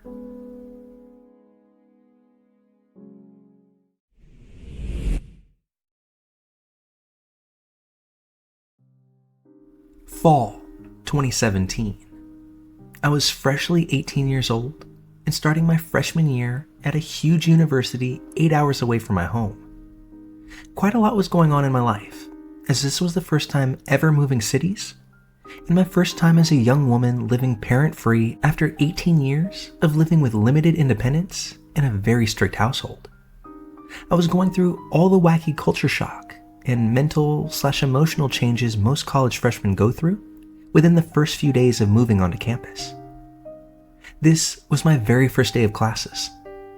After my final class of the day, which wrapped up around 6 p.m., I stopped by one of the food courts on campus to pick up something to eat. I was too hungry to wait to get back to my dorm, so I sat alone on a bench in a courtyard between two buildings and began to eat. Yeah, I know walking and eating alone was probably a really stupid idea, but I was naive as hell and figured that at a huge college campus, I would only be surrounded by other lost, confused students like myself. I also had no friends since I moved to the city and school, not knowing a single person, and my raging social anxiety made me hesitant to try to meet new people. Anyway, I was alone on a bench eating my food when an odd-looking couple approached me. A tall, muscular, bald man and a petite, Latina or maybe Asian-looking woman with glasses and a bob-style haircut who was holding a few books herself. The man was completely silent, but the woman enthusiastically approached me, introducing herself as Carmen in an ambiguous accent. She didn't even attempt to introduce the man, and he just stood there silently. She started asking me stuff: my name, year, where I was from, what I was majoring in, before telling me that she was from a Bible study group here in the city that, quote, a lot of college students find interest in. She opened up a Bible and started reading me some random passage before explaining it, and continuing to talk more and more about this group. She asked if I'd be interested, and I quickly shot her down by explaining that I had no time in my schedule with all my classes. I took my phone out of my pocket to check the time. At this point, she had already been lecturing me for about 20 minutes. And I made up some weird, ridiculous lie about how I had to leave immediately.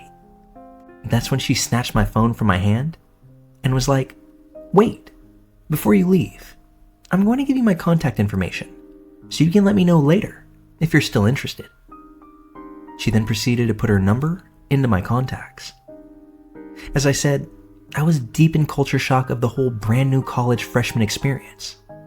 I was terribly shy, and I didn't have the confidence to be assertive in this kind of situation. I just let her do her thing. She gave me my phone back, and I headed off to my dorm. I approached the communal hall and realized I didn't have my keys or wallet, even though I swore that I was holding them at the time that the couple had approached me. I frantically ran back to the bench area and searched it thoroughly. Went through my backpack, went through the nearby trash can. Nothing. I couldn't get into my dorm without my keys or ID, so I crumbled to the ground crying and calling my dad in a straight panic. This was my first time ever losing my keys or wallet in public, days after moving to a new city, and for an insecure 18-year-old, it felt like my life was over. My dad could only do so much to call me from 8 hours away, so he instructed me to call the campus police. I did, and an officer arrived and asked me for details of where I was, what my things looked like, etc. I didn't mention the odd Bible study couple to him at all because I found myself still in such a panic.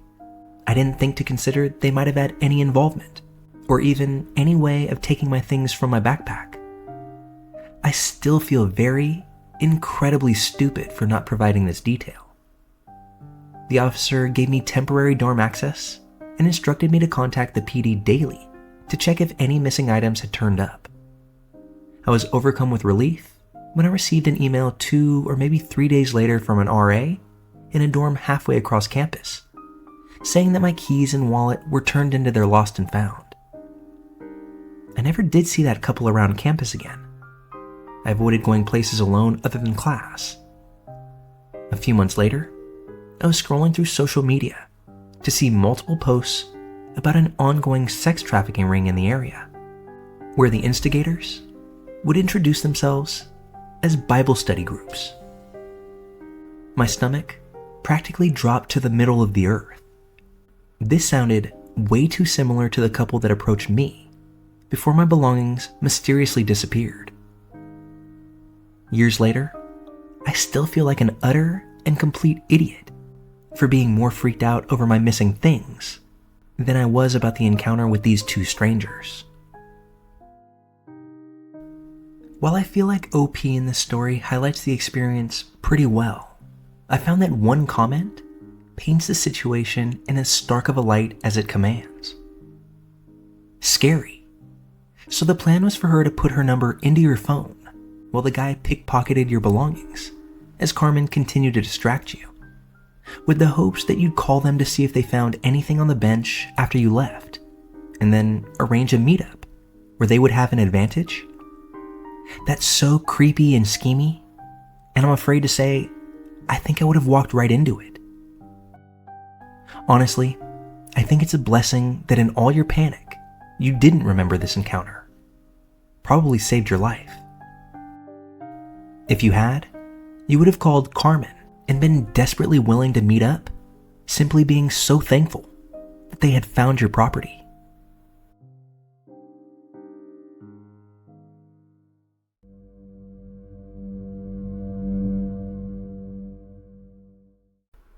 This is a story that's really been bothering me lately, for absolutely no reason whatsoever. A few months back, I had this dream that brought back this memory that I had tried to suppress growing up. But as of recently, it's been weighing on me more and more. Growing up in or around 2005, on the edge of the suburbs, there was a large grove of trees and hills by some railroad tracks that led to a big forest about half a mile down from my house. When I was 9 years old, me and my neighborhood friends would ride our bikes to the railroad tracks and walk to the forest to go explore the random pieces of furniture and junk that were left in this particular area. We'd play card games, do homework, and hang with friends out there for about an hour or two, but never stayed for too long. There were small abandoned houses here and there in the forest that we did our best to stay away from, as one neighborhood friend, Michael, told me that there was a homeless man who lived in one of them, and if you saw him, you'd be best suited to run. So right off the bat, after hearing this, going near this house in the woods would be scary as hell. One chilly November afternoon after school, I came home and dropped my backpack off at my house before immediately heading to the woods. My bike was broken, so I walked. Michael had told me at school that day to meet him in this open area of the forest to play Pokemon with him. This was something we'd frequently do growing up, just to pass the time until our parents got home around 5 p.m. So it wasn't an unusual request. As I crossed the railroad tracks into the forest, I instantly felt this weird sensation, one that I hadn't felt at any time before. The feeling that you feel when someone is watching you. I looked all around, but couldn't see a soul. So I thought that maybe I was just spooked, as the rather overcast day was the perfect setting for eeriness anyway. Trekking through the autumn leaves scattered across the large wooded area, I came upon the big open area where I was supposed to meet Michael. Near to the area where we normally met was his notebook, open to a specific page. On that page was written, "Hey, I had to go back home and grab some batteries for my Game Boy.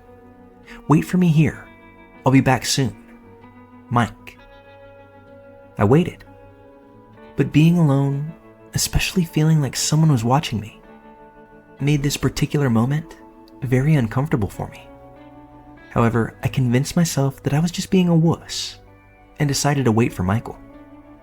I sat down, pulled out my Game Boy, and began playing. It wasn't too long until that sensation of being watched grew into utter paranoia. I kept frantically looking up from my Game Boy, checking my watch to see how long I'd been waiting. I'd been sitting there for 30 minutes at this point, and now it was beginning to get dark. That's when I heard some leaves crunch behind me. I look in the direction of the sound, and briefly saw a dark hooded figure peeking from behind a few trees, before dipping back behind them, almost as if they were hiding. My skin crawled, and I immediately jumped up from where I was sitting, just to freeze in my tracks, staring. I screamed, "Hello," to see if anyone was out there. I was quickly reminded that I wasn't alone when I saw this tall, dirty-looking hooded man peek back from around the trees. He nonchalantly called back, "Hey, buddy." That's about all I needed to hear. I picked up Michael's notebook and ran for my life. I ran so fast that I barely had time to look back. However, I heard leaves crunching not too far behind me. It was the man, and he was now running after me. As he ran, he was screaming for me to come back, and that he just wanted to talk to me. I began crying as I was running, thinking that this was exactly how those missing kids disappear. I ran and ran and ran until I literally tripped over the railroad tracks and cut up my knees. At the point where I fell, Michael was just getting to the railroad tracks. He saw me, dirty, bloody, and crying hysterically.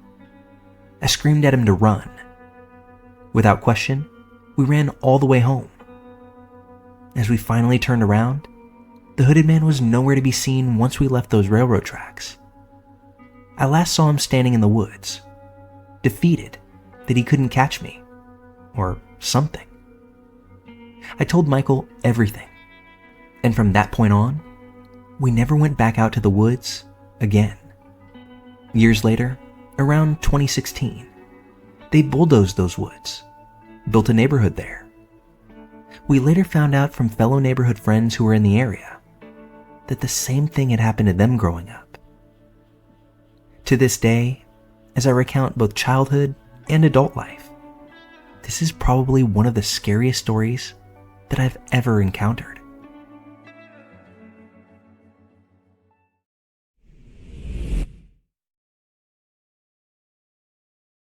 To set the tone, I'm going to start with a little backstory.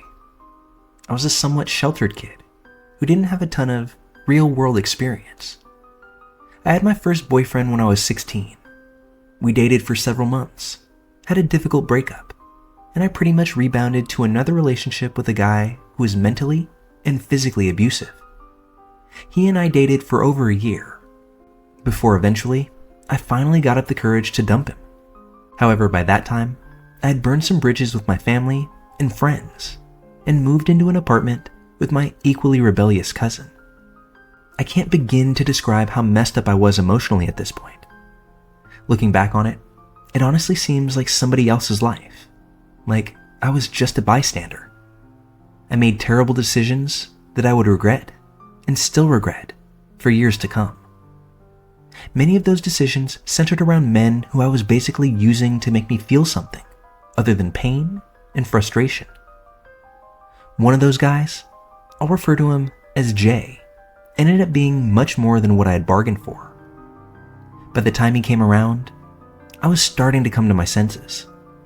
By that, I mean I was starting to realize that I was never going to fill that void with these guys.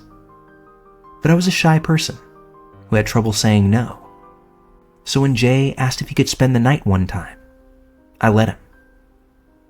The next morning, not only was I extremely embarrassed, but also extremely late for work.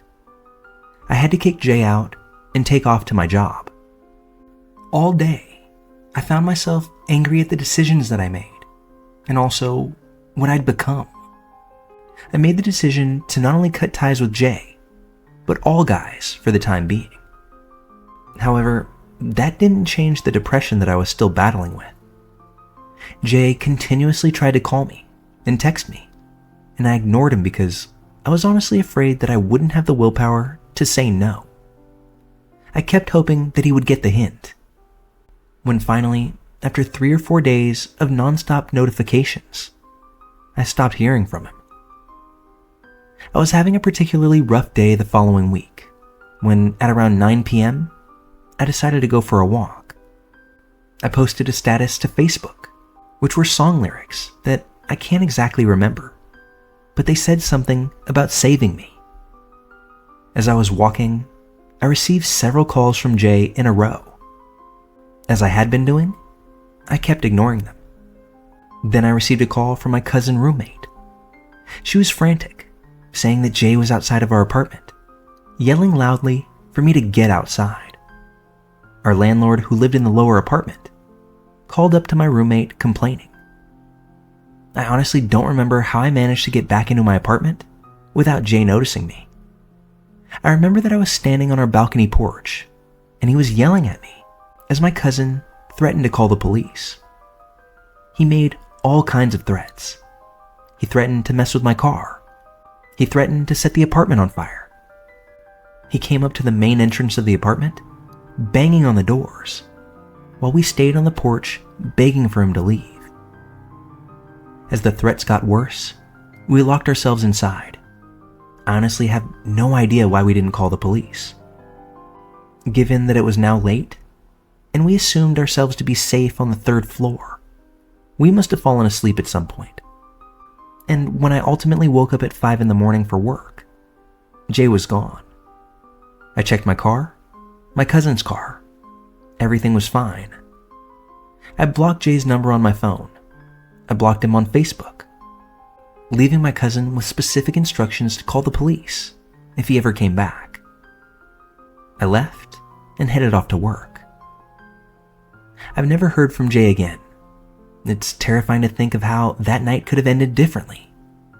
It was eye-opening for me, and honestly, it was the final straw in me getting my life back together.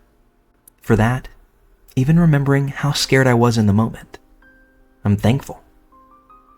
And P.S. to my roommate/cousin, if by some random, crazy coincidence you someday hear this, you will likely know that it's me. And if that happens, please know that I'm sorry for every single crappy thing that I put you through at that point. You are an amazing person, and I miss you every day.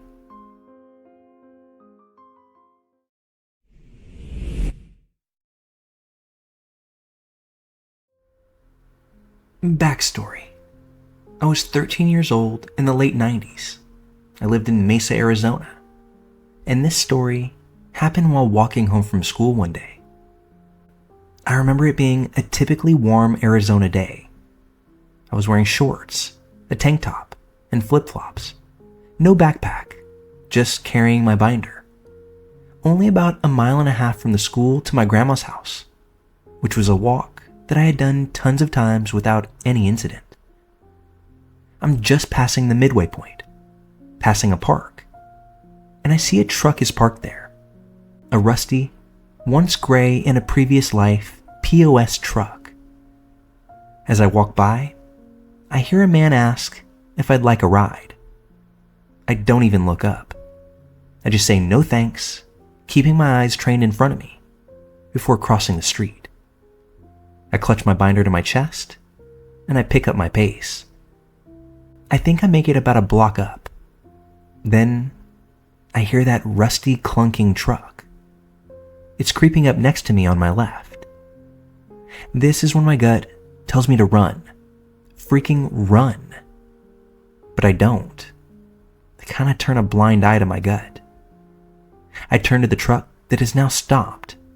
Window rolled down. I see a balding, liver spots on his head, 80-something, normal-looking grandpa. I say normal-looking because as soon as I saw him, that gut feeling that I had to run all but went away. He seemed nice, genuine. He could have been anyone's grandpa. He was so plain and far from menacing looking. He asked again if I'd like a ride. It's really hot, and he's going my way. My head says, what could this old man possibly do? I could take him. I realize now just how wrong that train of thought was. I get in, I sit as close to the door as I can, just in case, and then we start to move. But almost instantly, I regret my choice. I regret climbing into this truck. Everything in me says this is bad, really bad. No one knows I'm here. My gut is twisting and churning, sending every red flag that it can. I get nauseous. My head is spinning. Just because he's old doesn't mean he won't do unspeakable things to me. I knew then I had to get out.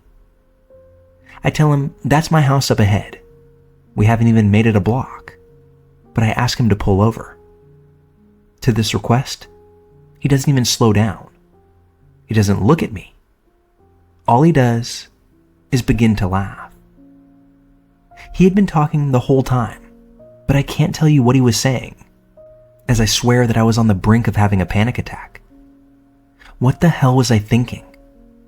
Mikkel Biggs, an 11-year-old girl from my hometown, had just disappeared weeks earlier, and all I could think was how dumb I was and how I was going to go out.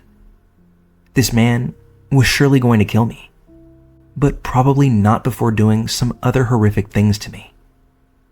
Every bad thought that could be a possibility flashed through my head. He was now passing my fake house. I needed to get out of this truck before we got on the main road. I knew I just had to.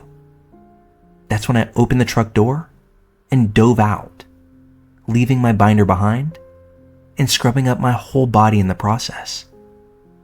He was probably only going 10 to 15 miles per hour, so my scrubs and scuffs weren't too bad, although I didn't have the coordination to run it out. But once I dove out and hit the road, he just kept on driving, never even slowed down, hit his brakes, or turned his head to see what had happened. I busted my ribs and my whole right side up, but I was gone. I ran back to my fake house and hid. No one home, so it made it easy to hide alongside the building. After I was sure the man was gone, I ran the rest of the way home. And I think it's safe to say that I had never run so fast in my life. I never told my family. I was too embarrassed about the decision that I made that led to this. When my mom asked me about all the scrapes and bruises, I said I missed the hurdles during track.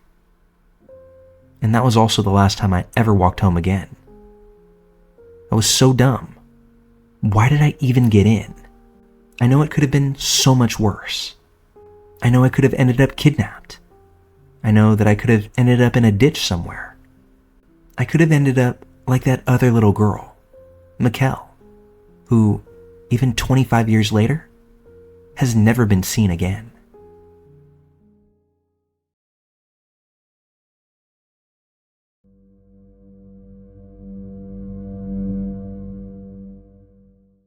A few years back, I moved into a new apartment complex.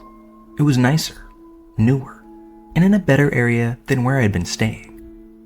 After moving in and getting settled in my new spot, I realized there was something odd about one of my neighbors, specifically the old lady next door.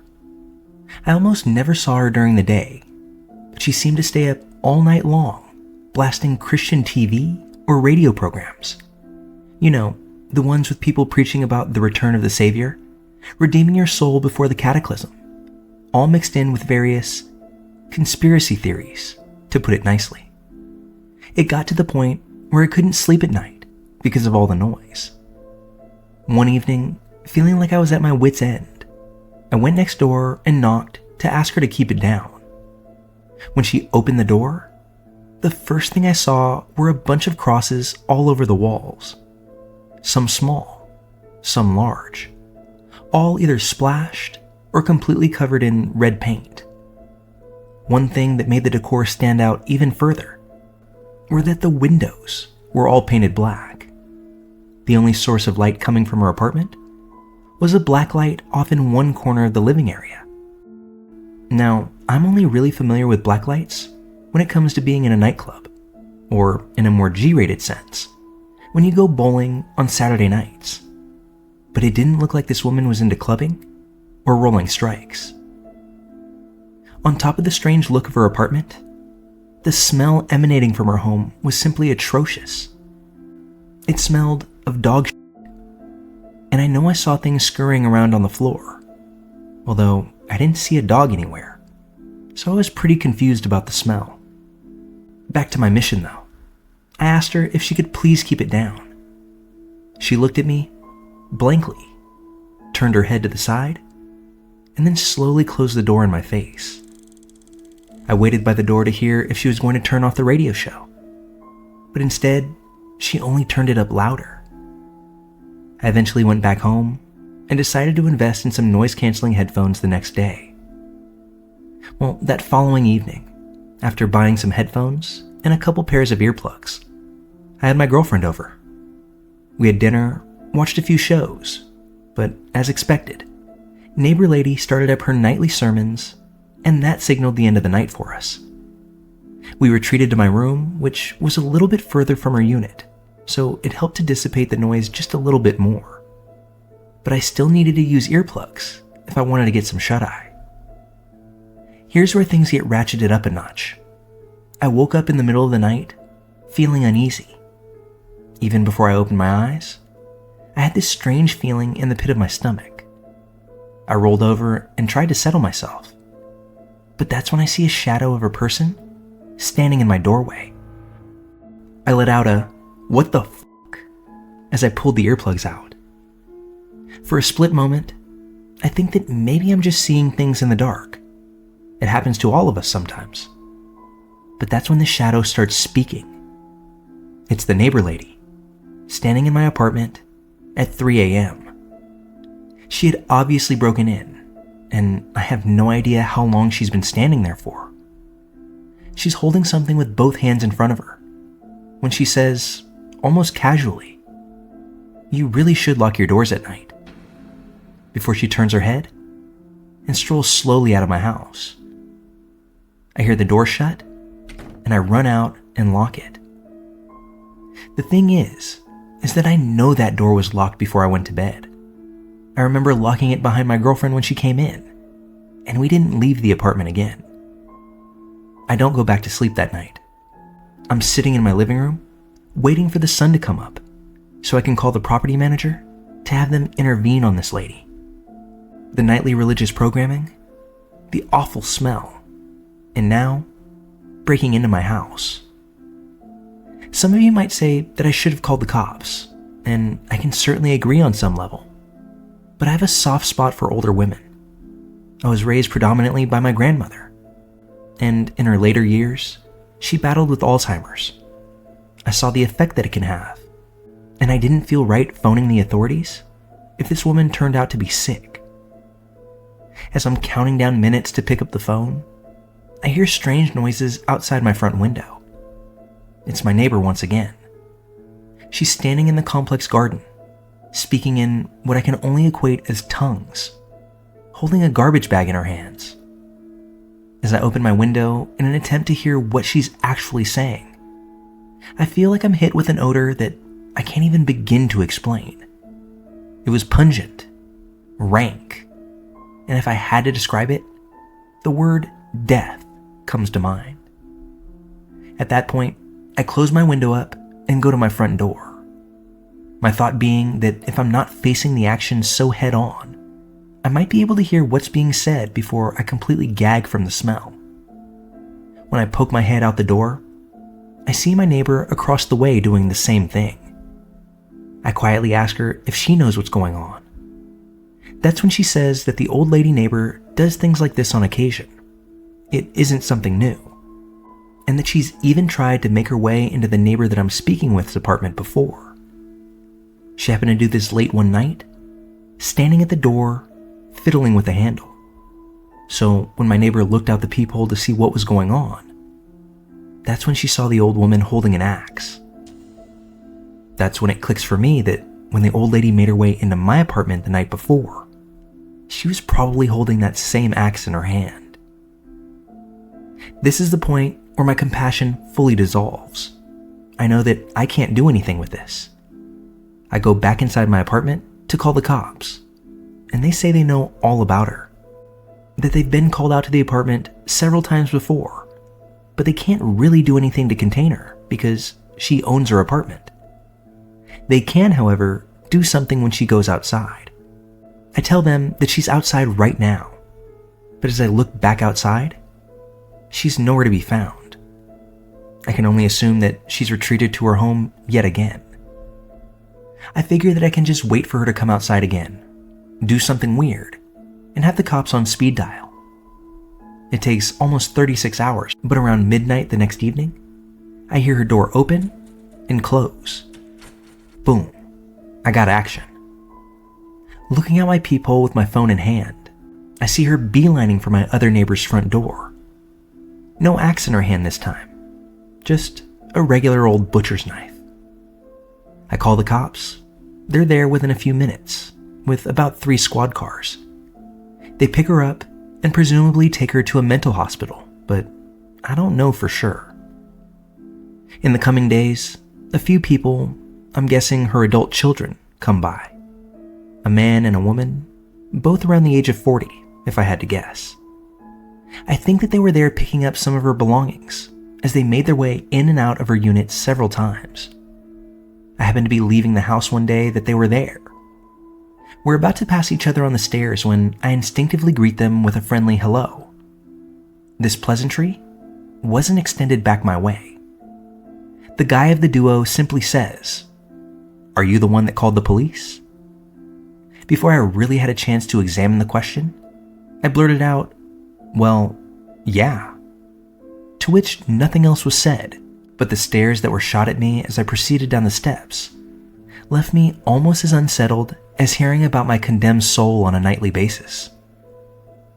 I never did see that woman again. I lived in my apartment up until about 6 months ago, when I moved again. During the years that I was there, nobody else moved into that lady's unit. The smells dissipated, and there were no more evening sermons coursing through the walls. But I'd be lying if I said that there weren't a few times where I'd wake up in the middle of the night, fully anticipating to see that old lady in the corner of my room, holding her prized axe. I don't know where she is today, but I hope that she got all of the help that she needed.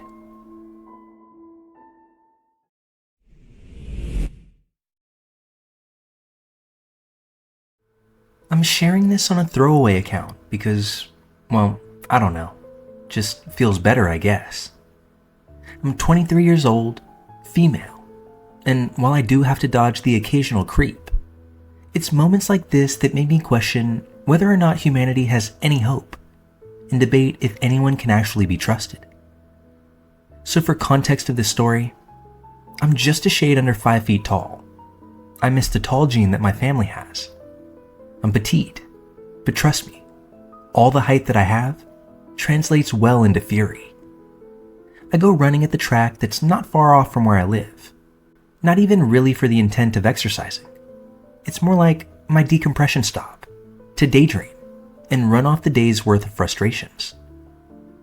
I did about a mile and had a seat on a bench to catch my breath. I was idly looking on Spotify for another playlist, while also debating if I was going to do any further running. That's when a man came up, had a seat almost next to me. He was an extremely large guy, both in stature and body weight, somewhere in the ballpark of 6'4". He could have easily squished me like a bug. I didn't pay him much mind, or at least I tried not to. It was especially hard given the ample amount of park benches around the track that were left unoccupied, and yet he chose to sit right by me. He said something, but I could barely hear him with my AirPods in. I took them out and asked him to repeat himself. He said, "I said, they don't make them the way they were when I was your age." I was confused by this, not really knowing what he was alluding to. But it was all made clear very shortly after, when he went on to say things like, "Bodies are changing," and "if I had a girlfriend like you." After continuing to not say anything to him, he asked if my parents were okay with me being in the park alone, and asked what time my curfew was.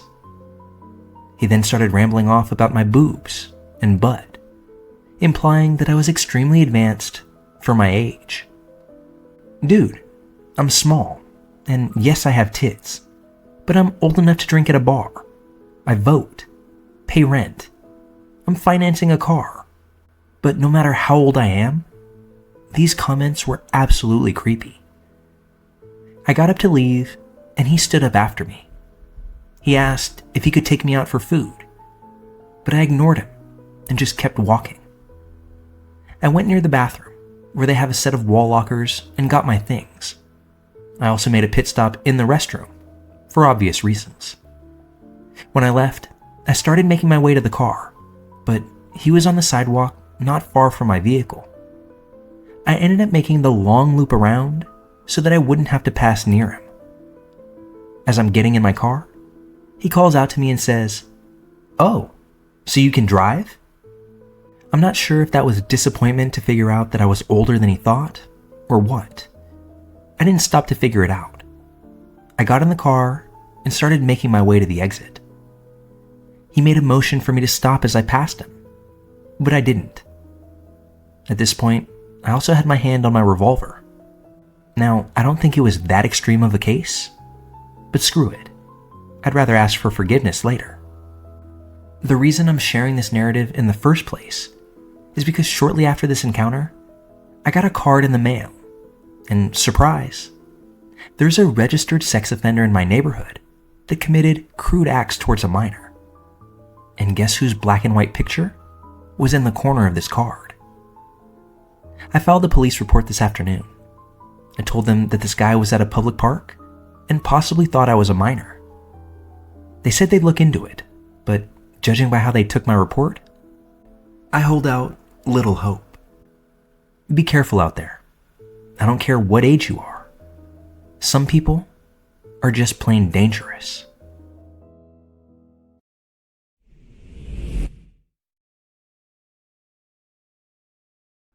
I'm sure this isn't as creepy as most stories, but it is something that I think about from time to time. A little background.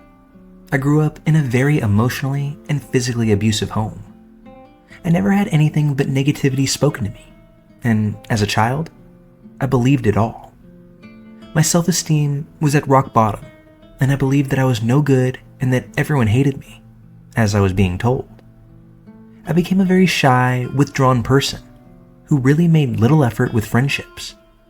I held everyone at arm's length, but was desperate for any small scraps of positive attention.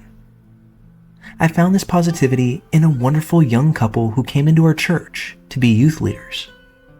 I was bullied terribly by the kids at my church and hated going until this couple came there. They were young, sweet, and kind, and went out of their way to be especially nice to me.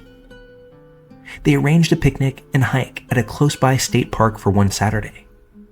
I was around 11 years old at this point, and ordinarily, I wouldn't participate in these types of outings, but since they'd both be there, I was excited to go.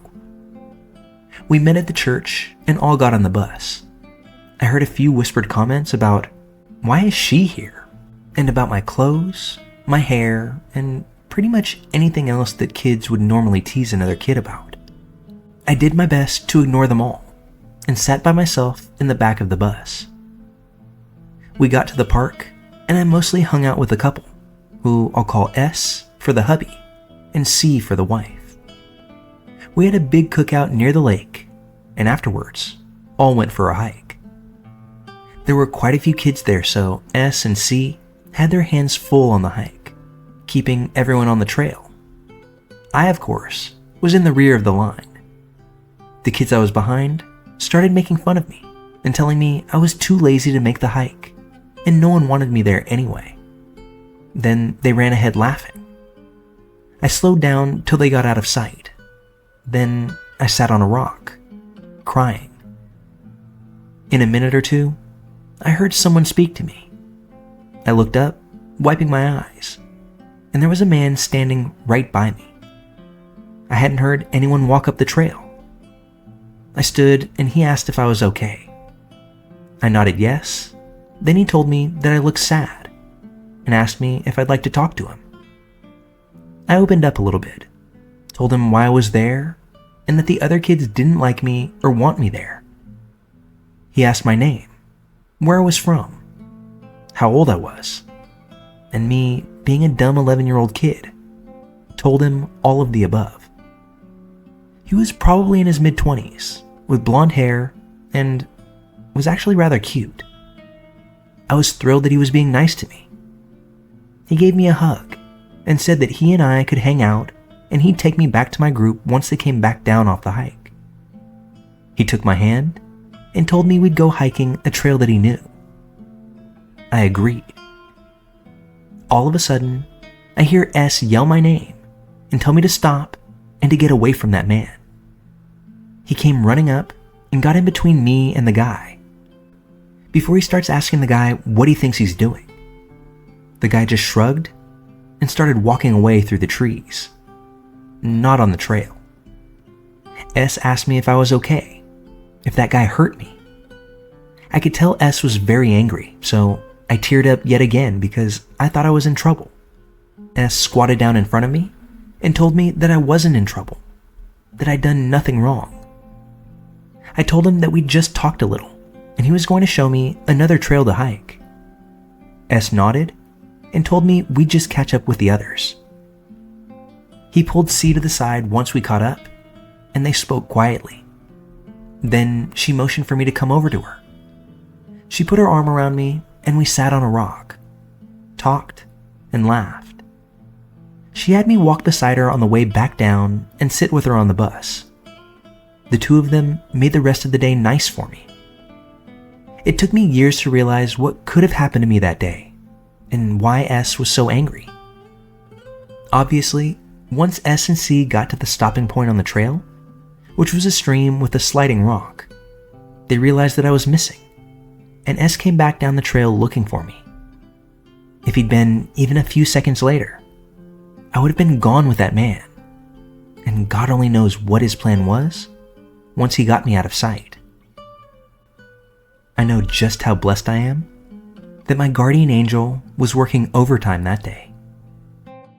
Due to my home life, I never told my family about what had nearly happened that day. I was always made to feel like I was the one responsible for what other people did or how they acted. I was terrified that I'd get the blame for this. So it was just easier in my mind as a child, and beyond, to not bring this to the people that wouldn't support me anyway. I have no clue if S and C reported this encounter to the Rangers or not. I certainly hope they did, though, because if it was so easy for that man to almost walk off with me, who knows how many other young girls he did that to?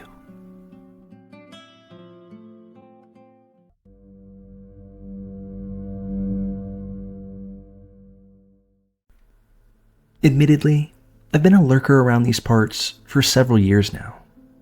I've tried to share this story numerous times, but I always struggle to wade through the pieces as they've gotten more and more jumbled and foggy with time. I can't say that I was traumatized by what happened. I'm not sure if that makes me a messed up person, but I typically tell this story at parties to manipulate drunk acquaintances into thinking I've survived something cool. Okay, let's get into it. In 2015, I was 19 years old and working for the summer at a Bible camp for inner city kids. I'm going to leave out the city name, but just know that obviously crime occurs frequently in big cities, and this one was no different. I had been assured that this neighborhood, however, was in the process of being gentrified, and they had even just opened up a hipster coffee shop / dog park right down the street. Just to give you a really clear visual, this neighborhood had dilapidated houses with trash out in the front, right next to houses with immaculate yards and square modern architecture. The Bible camp where I was working was essentially just a huge 2-story house with a large fenced-in yard. Again, we were assured that we were safe because we had bars on the windows and the outer doors locked automatically once they shut. The camp was conducted downstairs, and the summer counselors, all 4 of us, lived in the small upstairs area that was off limits during the day to the kids. Our camp ran 5 days a week, 8 a.m. to 4 p.m., and then time was ours to explore the city, or rest, or whatever we wanted. that's likely enough to get into the story now, although I love a good setting, and it could be important for later. One weekend evening in July, we were all just hanging out in the house, making a spaghetti dinner. We each got our own stipend for food, so we divided it accordingly for meals, then bought our own snacks. We were also in charge of preparing lunch and snacks for the kids on camp days, so we had 2 fridges and 2 pantries. As you can likely guess, we labeled them Camp Fridge Pantry, and one labeled as Staff Fridge Pantry. We also were super petty and wrote our names all over our snacks in the fridge. My best friend worked at the camp with me. We'll call her Chris, and it was our turn to cook that night, so I went into the staff fridge to grab the ground beef. I immediately notice that my case of Go-Gurts is gone. They were my go-to snack, and I bought like 3 cases a week. I had just opened my last box like an hour before to have one, and left it in front of the ground beef. It sounds crazy, but I knew I did. I closed the fridge door and head out to the dining room, Chris closely behind me, where I yell at everyone else, "Who stole my Go-Gurts?" That night, in addition to Chris and myself, there were 2 other summer counselors, 2 permanent counselors that lived in the area, and then the cousin of one of the permanent counselors. Everyone in the room looked at me wide-eyed and blankly. I figured that it might have been the cousin because I had never met her before, so I just sucked it up and said, "Whatever, just if it has a name on it, please don't eat it." Then I pulled Chris back into the kitchen to finish up the spaghetti. We all ate dinner, and then the 2 permanent counselors volunteered to do the dishes because we let them eat with us. The rest of us head back upstairs to get comfy in the sitting room, on the couches, and turn on Family Guy. We're only like 2 minutes in when the cousin, we'll call her Sarah, says, "Wait, I can't find my phone or my wallet." I pause the show and roll my eyes, still annoyed about the Go-Gurts. Chris says, "Well, where did you last have them?" Sarah says she left them on the couch before we went downstairs to dinner. Naturally, we all start looking around the small room, turning over couch cushions, looking behind the couches, under blankets, really wherever. Finally, we're like, "Are you sure you didn't leave them downstairs?" She agreed to head downstairs to look with the other 2, and Chris and I go into our room, which is connected to the sitting room. We flop down on the bottom of our bunk bed, and I proceed to talk shit about Sarah, who I feel is like ruining our chill night. Our door is open, and I'm shocked when I see a hand kind of sneak into view, like it's about to grab the doorframe. I say, "Hey, did you find them?" thinking that Sarah or the other 2 have somehow made it back upstairs without me hearing them, and have heard me talk shit for the past 5 minutes. But that's when the hand immediately disappears from the doorframe, and there's no audible response. I look at Chris like, "What the fuck?" And she's looking right back at me, confused, because she never saw the hand. I quickly explained what happened, and then we both jump up and head to the top of the stairs. We yell down for the others, and they yell back that they haven't found them yet. By this point, I'm freaked the fuck out because who is up here with us? Of course, we're those people though, and we start looking around upstairs in our bedroom, the other bedroom, and in the sitting room. We find nothing and no body. We decide not to say anything yet because I might sound insane. And also, how could someone have gotten downstairs so fast without us hearing them? Eventually, when we head downstairs, Sarah is super upset and crying. Her cousin says, "Come on guys, did someone take her stuff?" But Chris and I both know we didn't, and we say so. Sarah screams that obviously someone took them, and we should just be honest. And that's when things get heated. I finally decide then to tell them about the hand because I feel like it will maybe reduce the tension between all of us. It does, but then it causes a panic. We run around the house like maniacs, looking in every closet or spot that we deem a hiding place. We end up calling our camp director to come over because the situation has just devolved into chaos. When he gets there, we're all huddled in the foyer, freaked out, and we explain all we can. He doesn't seem convinced that someone was in the house and threatens to call the cops if one of us doesn't give Sarah back her things. Well, none of us fess up, so he makes good on his promise, calls the cops, and they come over to search the property and take our statements. It seems so dumb as we repeat our stories, but we didn't have much to go off of, just a feeling. They write a report for stolen property, and that at least makes Sarah feel a little bit better. With the house secure, everyone leaves except for us 4 summer counselors who live there. We spend the night in the same room with the door barricaded, reassuring ourselves that we're being stupid and that the phone and wallet will actually turn up somewhere random and we'll all have a good laugh about it. Fast forward a few days, we've relaxed a bit. We haven't found Sarah's things like we expected, but nothing else weird has happened, and we've been occupied with the kids and the job in general. The kids have all gone home at this point, and it's just the 4 of us again at the house. We finish cleaning up the outside, lock the gate, and head through the dining room door. We're all hungry and want our snacks. Chris gets to the kitchen first and says, "Someone left the kitchen door open again." I mean, it's kind of weird, but kids go in and out that door all day. So of all the doors to be open, this one is the least weird. She shuts it, and then I notice that the staff fridge door is also cracked open. Then who knows what possessed me, but I go, "Oh no, y'all, he's back."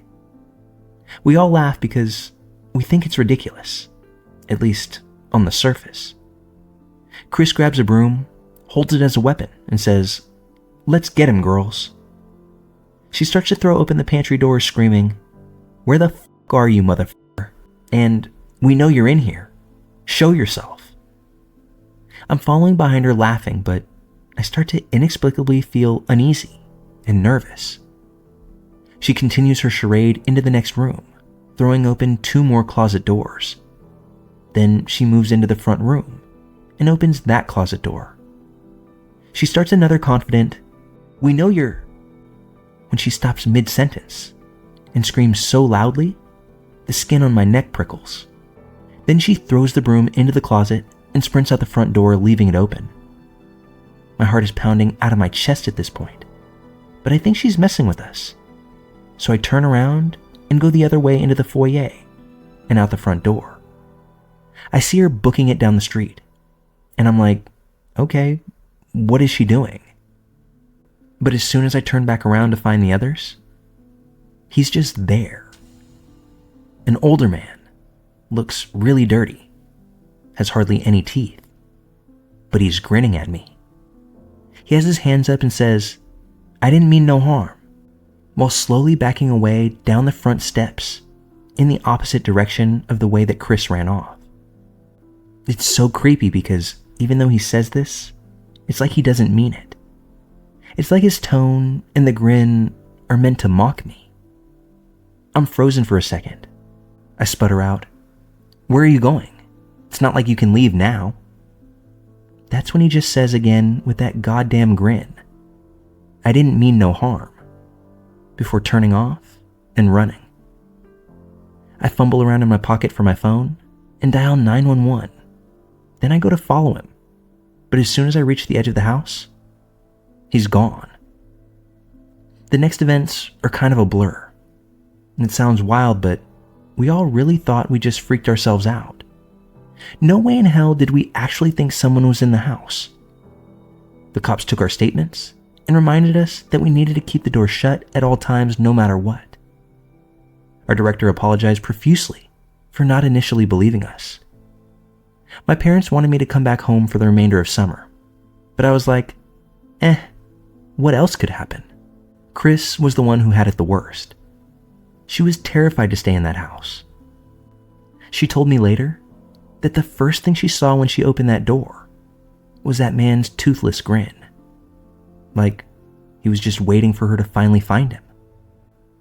She said that she'll never forget his face. We're still best friends at almost 30 years old, and I can't bring up that summer to her if she hasn't been drinking. I think what kept me up at night afterwards were just unanswered questions. Like, how long had he been in the house? Why did he randomly decide to take the phone and wallet of the one person who didn't work there? Had he listened to our private conversations? Watched us get dressed and shower? How much food had he stolen that we didn't notice? Where the f*** had he gone when we were looking for him on spaghetti night? What hiding places did we miss? Was he under my bed at night or at any point during my stay? I don't have any of these answers, and I know that I'll never get them. But I'm thankful that our interaction wasn't worse, I guess.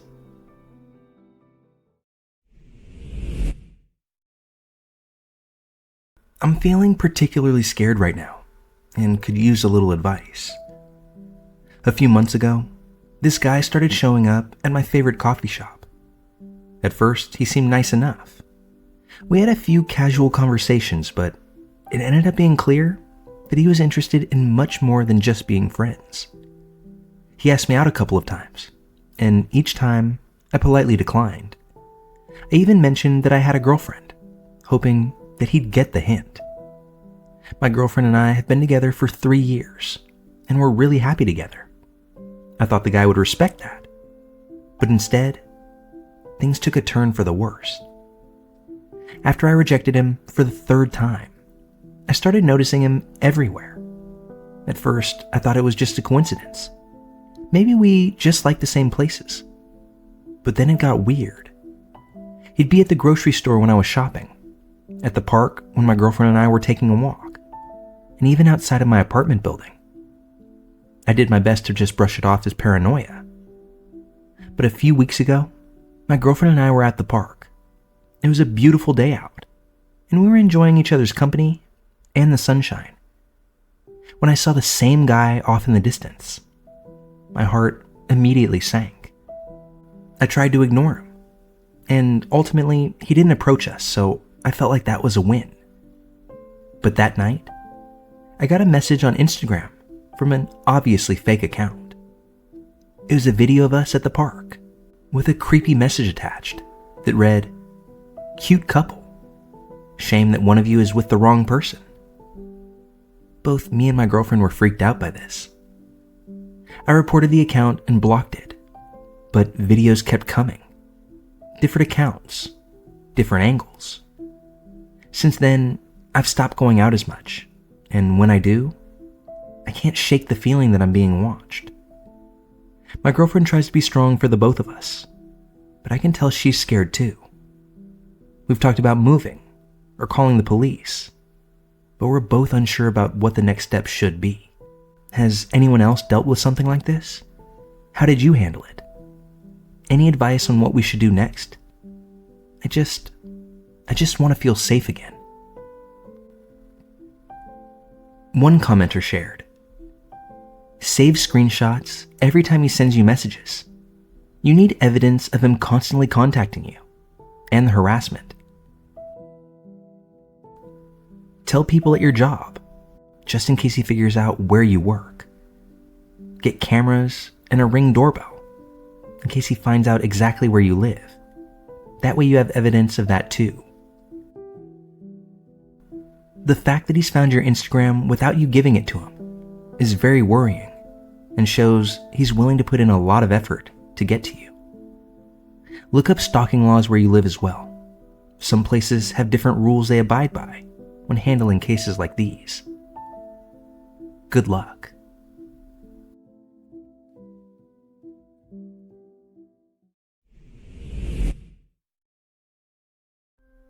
The year was 2007, and I was 13 at the time.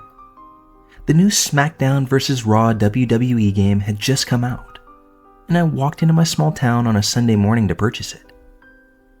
After getting the game, I was in awe of the cover and the synopsis on the back of the game, so I sat on a bench to read it and revel in the excitement of buying a new game.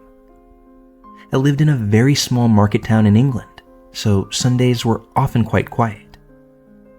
While sitting on the bench, I looked over to the nearest bus stop across the road and noticed a strange, scraggly man walking towards me.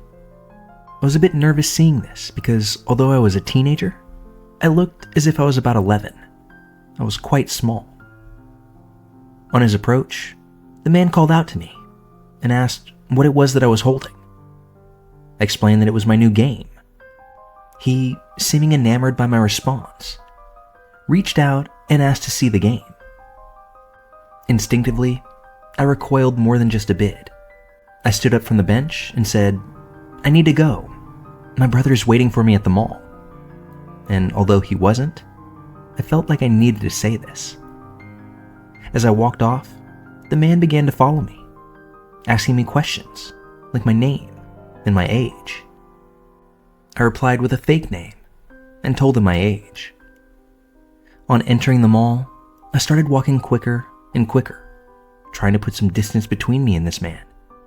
But I didn't want to flat out run, as for some reason, I wanted to save face.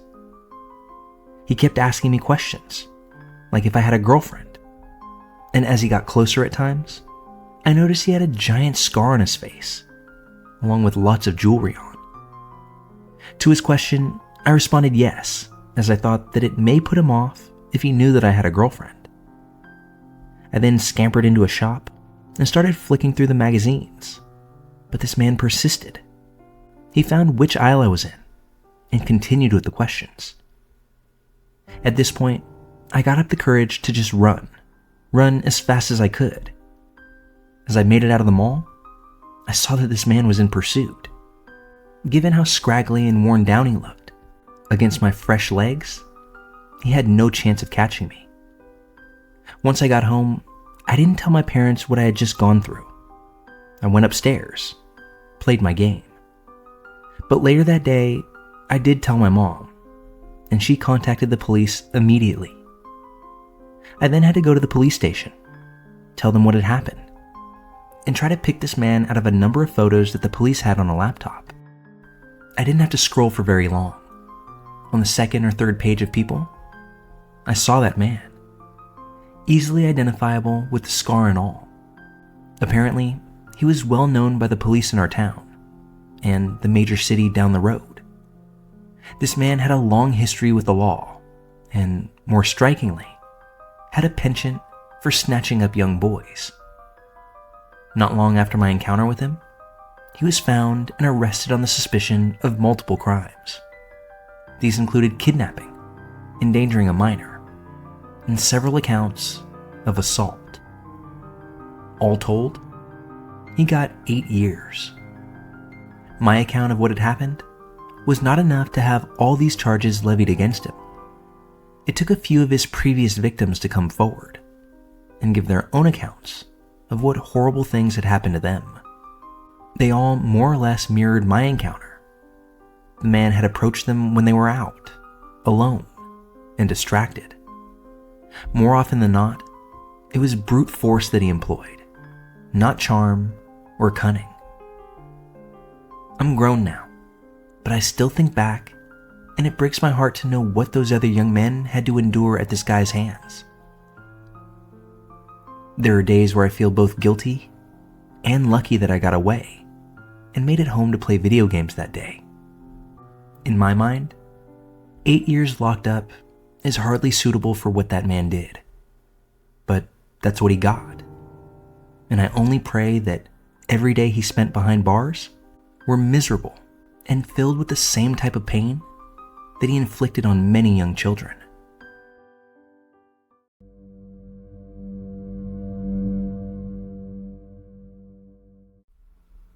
In the summer of 2019, my girlfriend and I, both in our early 20s, decided to take a road trip to Vancouver, Canada, and then stay at Golden Ears Provincial Park. We liked camping, had spring break, and wanted to do something different, just to make the most out of our vacation. Neither my girlfriend nor I had been out of the US, and it seemed like a crazy, fun new experience.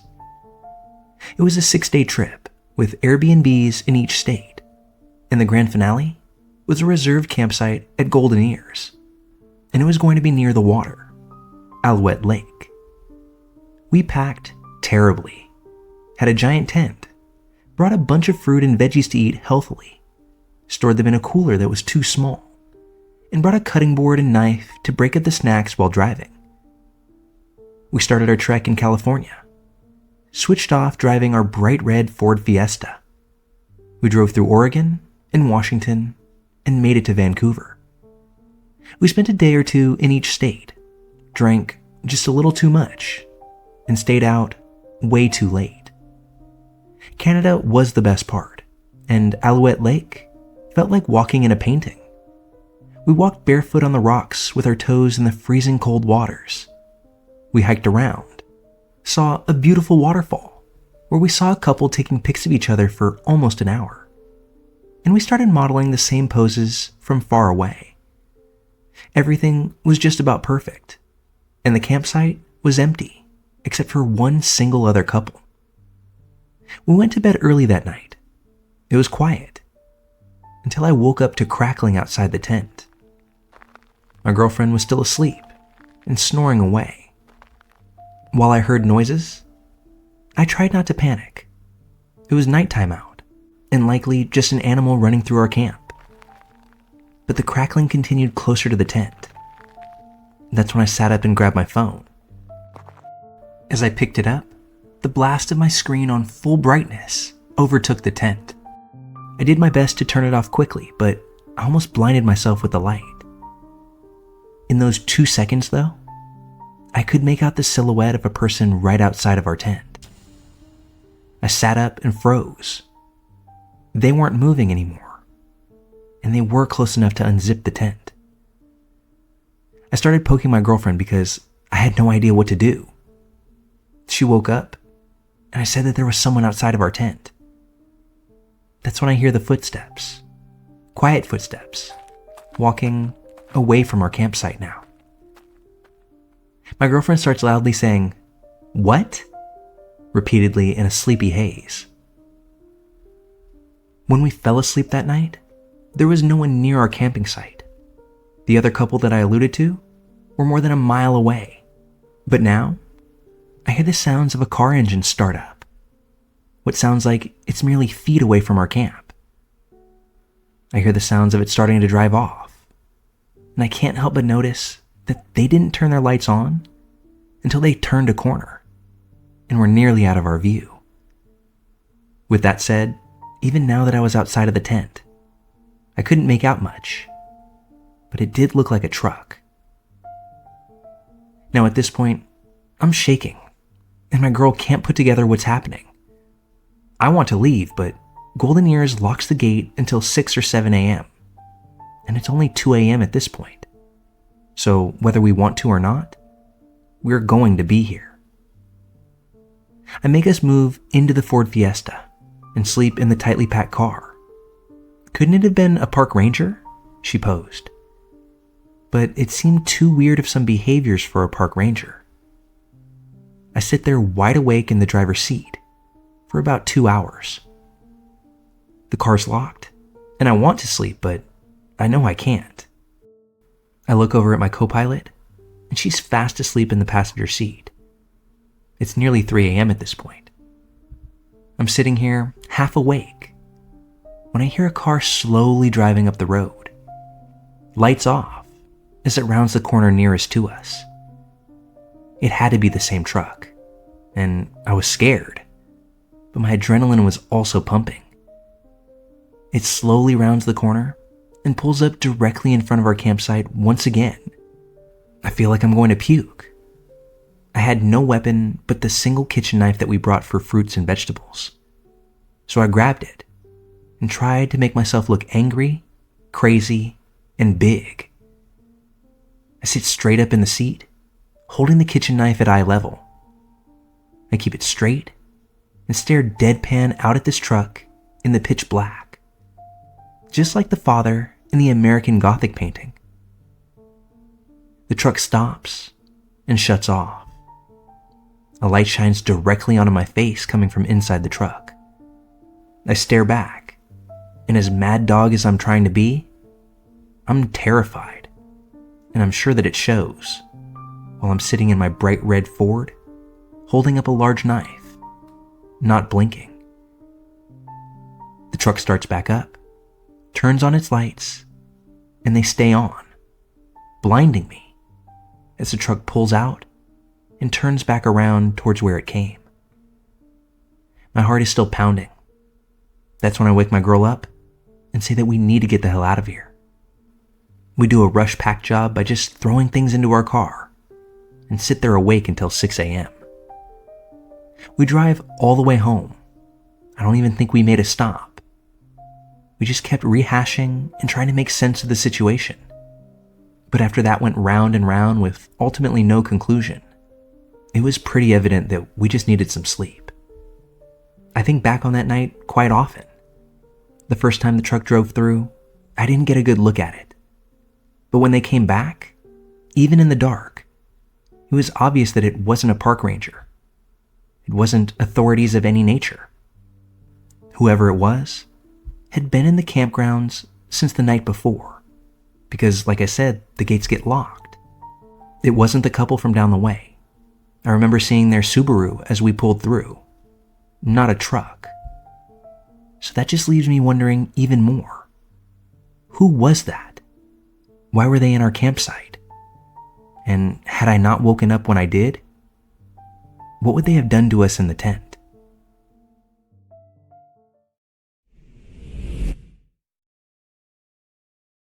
This story is from way back, the summer of 1987.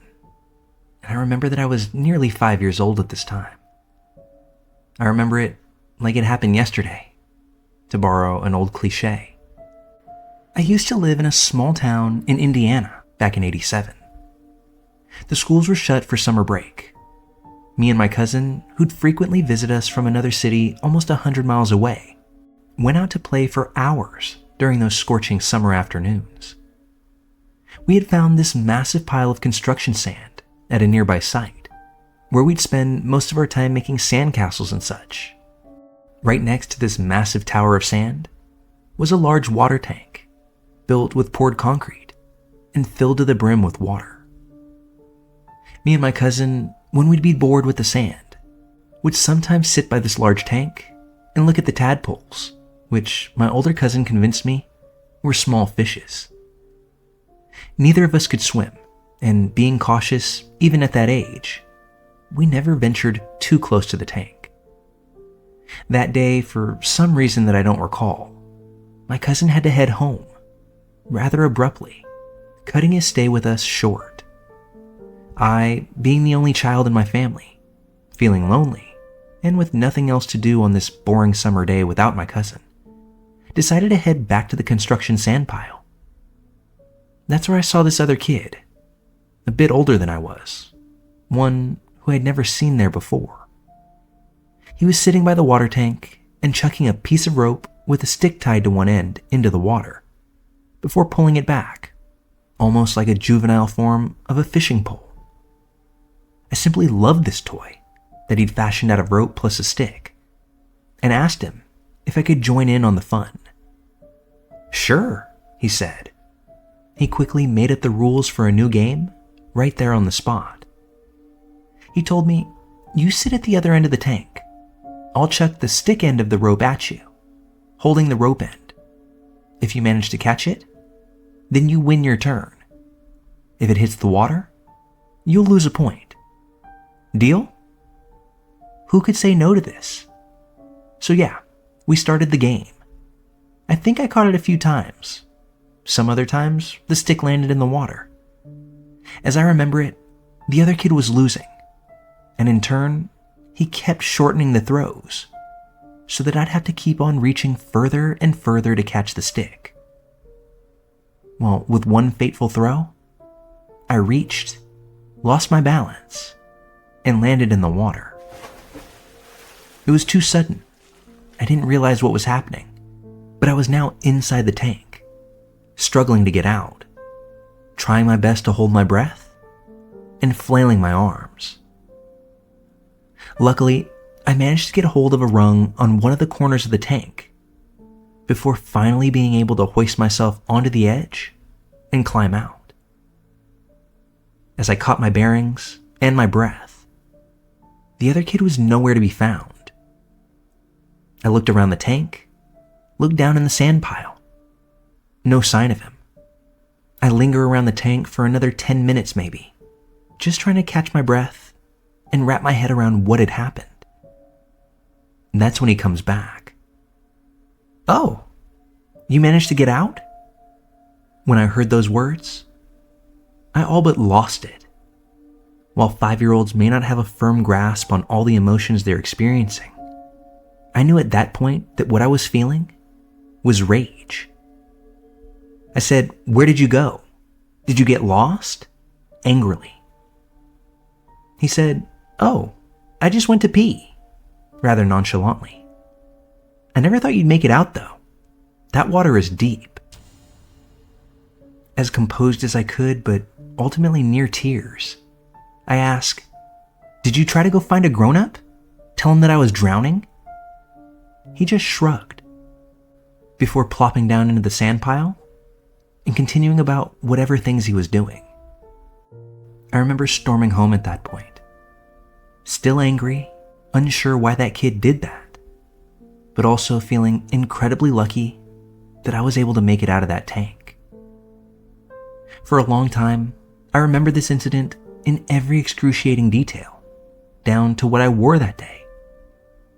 But later on, something else came to light, rather unexpectedly years later, while I was discussing this with my dad. I told him everything I could, playing in the sand, the fishing pole game, falling into the tank, and feeling like that would be the last thing that I'd ever get to do. When I get to the end of the story, he says, "Yeah, I can imagine how that would have bothered you so much, feeling so betrayed by your own cousin when you needed him the most." Yeah, it wasn't until years later that I realized I had processed every bit of that incident and changed one crucial aspect in my head. There was no strange kid that day. It was my own cousin. My partner in crime, every summer break, that for some reason, only known to him, decided that he would just let me drown or fend for myself. Throughout the rest of my childhood, I'd still see him at my family barbecues or our grandparents' anniversaries, and I don't recall feeling fear, worry, or hatred at any point towards him. But it lines up time-wise where I can remember our relationship shifting. He'd still come and visit for summers, although we'd hang out less and less. When finally around the age of 13 or 14, I pretty much made a decision, either conscious or not, to not associate with my cousin even while he stayed in our home. I thought that we had just grown apart, or perhaps interested in different things. But I think it came from a much deeper depth than just that. Our last reunion, which came back in 2019, I saw my cousin for the first time in years. During one of the times where there was little going on, and not many other family members around, I asked him if he remembered the water tank that summer. With little hesitation, he acknowledged that he did. He remembered the game that we played, but he also, plain as day, stated, "I remember you diving into the tank for some reason and pretending to flap around like you were drowning. That ruined the game for me. So I left." In his mind, I decided to go into the tank. I pretended to breathe in water, all in order to bring our game to an end. I vehemently told him that that's not how it went, that he had caused me to fall in, didn't offer any help, but agreed that he left. He gave me the same shrug in 2019 that he gave me in 1987. I'll admit that the human memory is a strange thing. We misremember things all the time, and it doesn't work like a recording device, playing back what actually occurred. While I'll go to my eventual grave thinking that my cousin almost caused my early demise, the fact that he doesn't remember it so makes me wonder if he actually believes that, or if he's simply trying to put distance between himself and something dark that lies within. I doubt that I'll ever know for sure.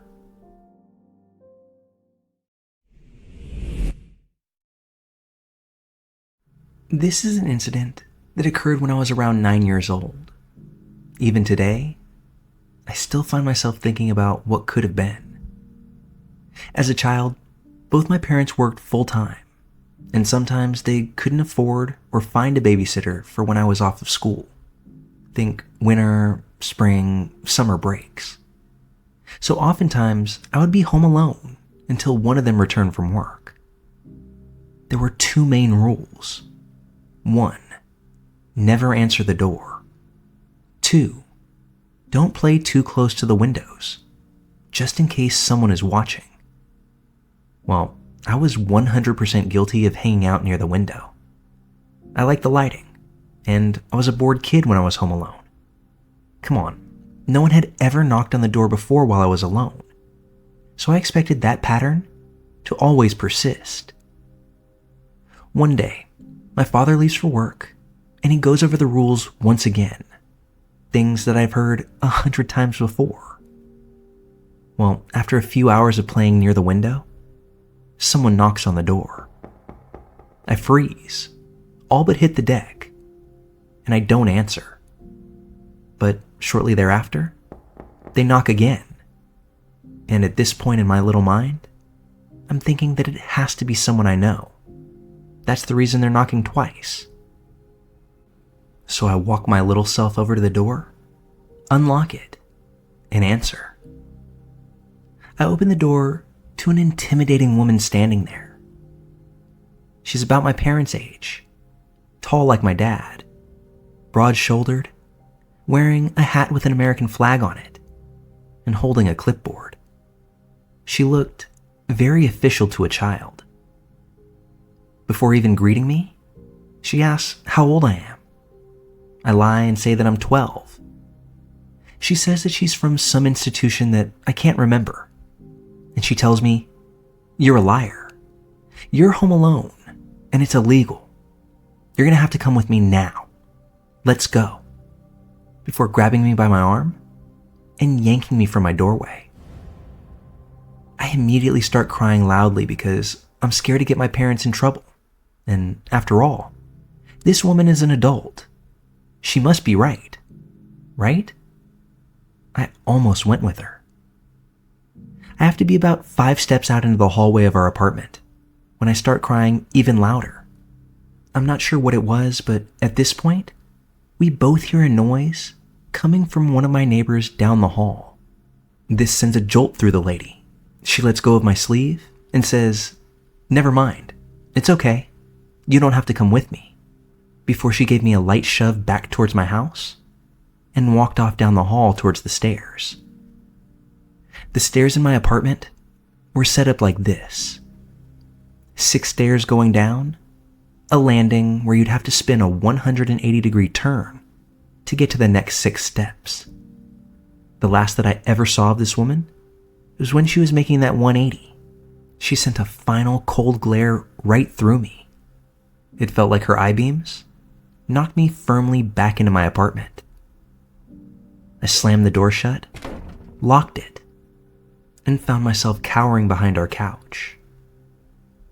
At this time, my parents weren't doing well financially, so we didn't have a landline at home. Cell phones? Not in 1996. I couldn't call my family, couldn't call 911. I waited the entire day for my dad to come back home. Looking back, I can only assume that that woman knew that I was alone because she had been watching me. Whether it was just from a few hours that day, or whether she had been scoping me out for a longer period of time, I don't think I'll ever know. I never really spoke on the incident because I felt like it was my fault for breaking the rules. And I often find myself thinking about just how lucky I am that she didn't get me down the stairs and force me to leave with her. Moral of the story, and I know that times have changed, but all of us 90s kids out here can certainly attest to this. Respect rule number 1. Never, ever answer the door.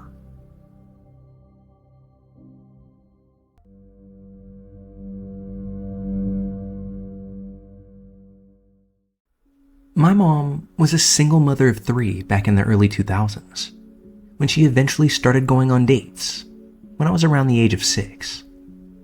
I can still remember the first time that I met him. He made me feel uncomfortable, but my mom shrugged it off because I was a rather shy kid. She had done her due diligence, Googled this man's name, coming across a single court case of him versus the state. It listed him as a convicted felon for murder from back in the early 1980s. I don't know how, but he convinced her that it was all a mistake. I guess because he had a very generic name. She ended up believing him. We were raised by this man, ended up calling him Dad, even at one point asking him to adopt us. The adoption never happened, thank goodness. He was a good dad to us, at least at first. Things started to get weird when I turned 12. Suddenly, I wasn't allowed to have sleepovers, wasn't allowed to choose my own haircuts, certainly wasn't allowed to watch TV. This eventually escalated to padlocks on the fridge and pantry, having to ask for permission to drink water, and never being allowed in the kitchen past 8 p.m. This man was a master manipulator, so at the time we all thought it sucked, but it was normal punishment, despite us not having done a single thing to deserve it. I lost the door to my bedroom for weeks on end, for stupid stuff, like forgetting to do the dishes after dinner. Once when I was 16, I wanted to not go to my brother's soccer game so that I could study, and he went into a blind rage. I think that was the first time that I ever was truly afraid of him. He was a large guy, probably 4 times my weight at the time. I think that was the first time his mask fully slipped off in front of me. He started acting weird, being creepy towards me, once I turned 18.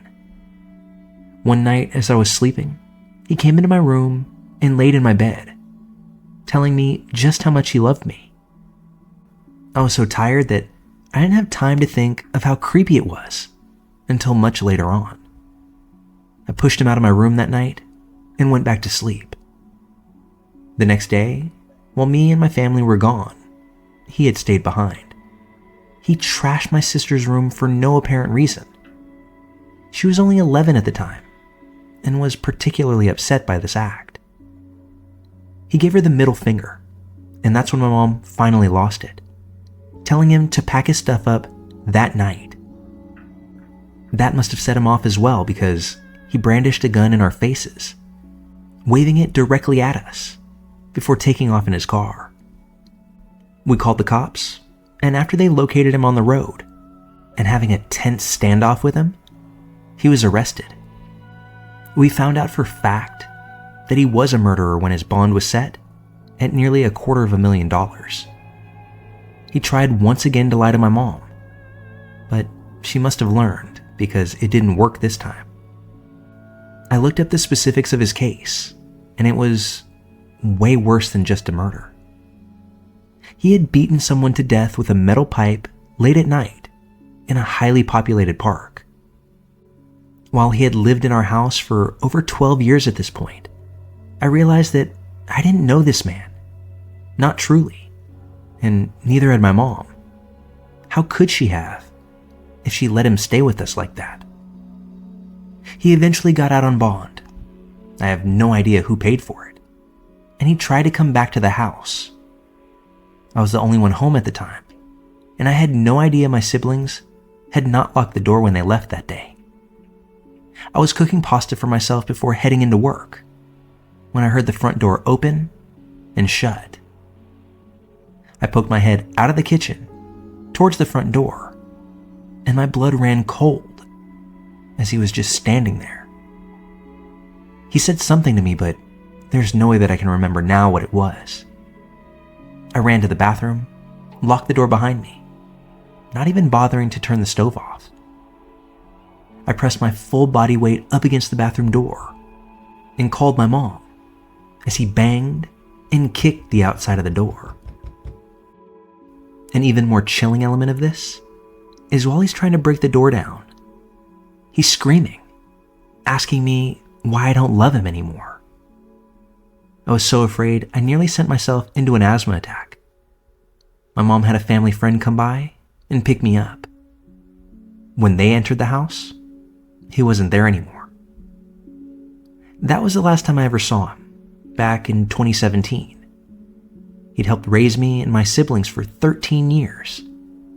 He was the closest thing I ever had to a normal dad, which, given everything, is kind of sad when I think about it too much. I can't help but worry that I'll fall back into the same toxic and manipulative relationship as an adult. It's all I knew growing up. Maybe that's why I keep people at a distance now.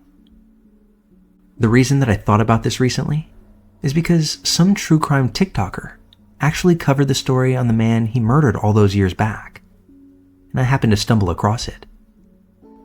One of the victim's daughters even commented on the post, giving more details about what it was like not being able to grow up with their father. Not because he was absentee or had run off with another family, but because he was taken from this earth. It was odd, thinking that so many of my peers and friends would be able to put two and two together if they had seen the TikTok. I know that I'm a victim in all of this, but I couldn't help but feel shame that I was connected to this man and to the atrocity that he committed. I could end this post with a typical, "let's never meet again," but I know we won't, because the man that I'm alluding to is no longer here. I didn't go to his funeral. Almost nobody did. From what my mom told me, not even his parents were there. The last thing that I want to say is to anybody hearing this to please not give my mom any hate. She was manipulated into believing he was a good man, and we've made peace with her on this particular subject. A lot of things I mentioned happening in my childhood were things she didn't know about until he was already dead. And one more thing, since this is such a popular subreddit, if you think you know who I am based on this story, please keep it to yourself.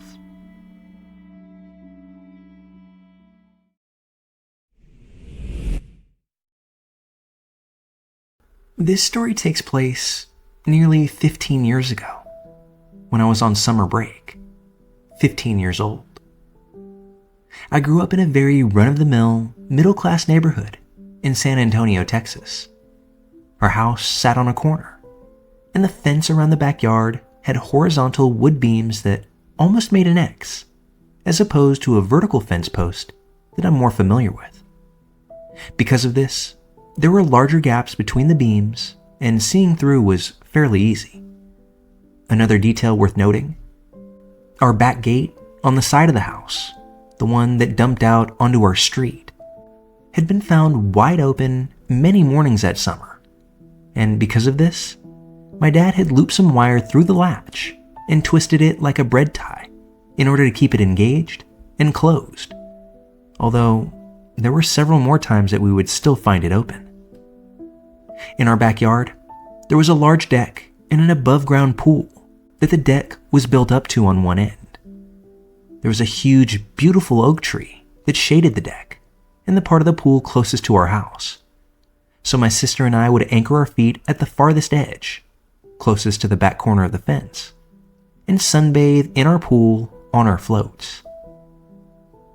This story happened to occur on a Sunday. My grandfather was visiting from out of town, and he and my parents were inside napping.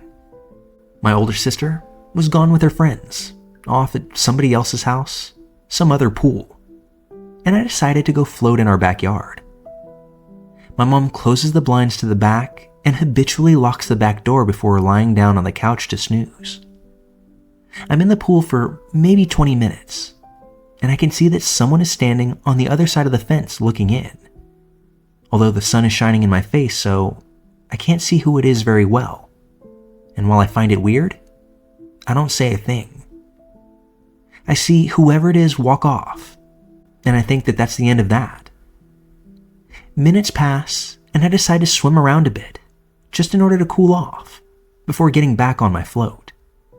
This time on my stomach, with my face looking up at the house instead of off towards the fence. It feels like only a minute has passed. And that's when I hear the sound of wood creaking. I turn around, and that's when I see a man halfway over my backyard fence, maybe only 20 feet away from me once he hits the ground. Part of me is in absolute shock, and I know that I froze for a moment before sheer terror and panic took over. I realize this isn't a dream. It's really happening, and I need to get inside of my house now. I felt as though the pool became Olympic-sized, and I couldn't maneuver myself to the edge and climb out fast enough. By the time I make it out of the pool and start running towards my back door, the man has already made his way around the pool and is walking his way up the deck as well. He was maybe in his late 20s, early 30s at most, gaunt thin, and around my height, around 5'9" for context. Once he hopped over the fence, he never broke stride, walking slowly and steadily. His gait would give Michael Myers a run for his money, and he never uttered a word. I get to my back door, and just my luck, my mom has locked it. I begin screaming and hitting the window pane. Let me in! Let me in! At least my mom was right there to unlock it. But at that point, 10 seconds felt like 10 minutes. And by the time my mom opened the door, the man was standing right behind me, equipped with this blank look emanating from his eyes. I'm in tears already. My grandfather is freaking out. All the while, the man is just standing there, looking inside our home. That's when my dad makes it downstairs, and he goes crazy screaming at the man. He pushed him off our deck and told him to get lost. At this point, my mom is on the phone with the police, and the next moment makes this whole thing 10 times creepier. The man gets up from where he lands on our lawn, walks around the house, over to our back gate, the one that had the wire in the latch. He untwisted it and pushed through, looking as if he'd done this many times before, leaving the gate wide open as he walks back across the street and into our neighbor's home. The police arrive a few minutes later, and after being pointed to our neighbor's house, they head inside and retrieve the guy that had just been on our property. Turns out the man had been staying with his sister for the past 8 weeks and was on parole and was recently released from jail on theft and assault charges. He had also broken into several different neighbors' homes and stolen some china and a few of their family photos. He went back to jail, and we never found our back gate open again. I still get chills thinking about this because my sister and I both had our bedrooms downstairs, with our windows facing the backyard. And there's no doubt in my mind that he was coming into our yard and watching us at night. My parents moved out of this home a few years later when I went off to college, but I slept upstairs on a pull-out couch for months after this, and pledged to myself that I will never live on a ground floor again so long as I can help it.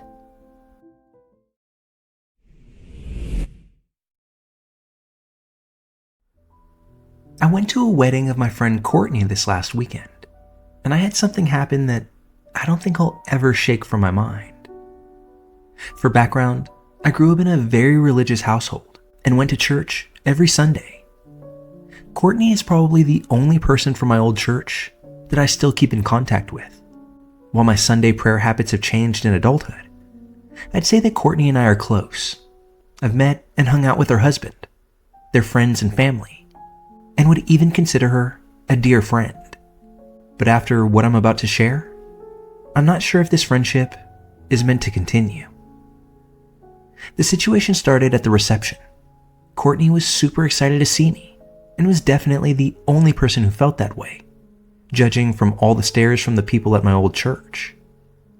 I sat down at my table, started playing something on my phone, when some guy sat next to me. He said that the seating arrangement said that he was supposed to sit at my table, and he introduced himself as the groom's friend Anthony. He was pretty cute, so I spent a lot of time talking to him, and we really hit it off. He didn't seem to judge me for being an atheist, while also giving me the impression that he was genuinely interested in me. When the dancing started, they began by playing Brown Eyed Girl, and he asked me to join him on the dance floor. We danced together for most of the night, until at one point he excused himself to go to the bathroom. During that time, I found myself alone at our table once more, but eventually I felt the need to hit the powder room myself. More than just my urge to pee, I felt a little hot and tired.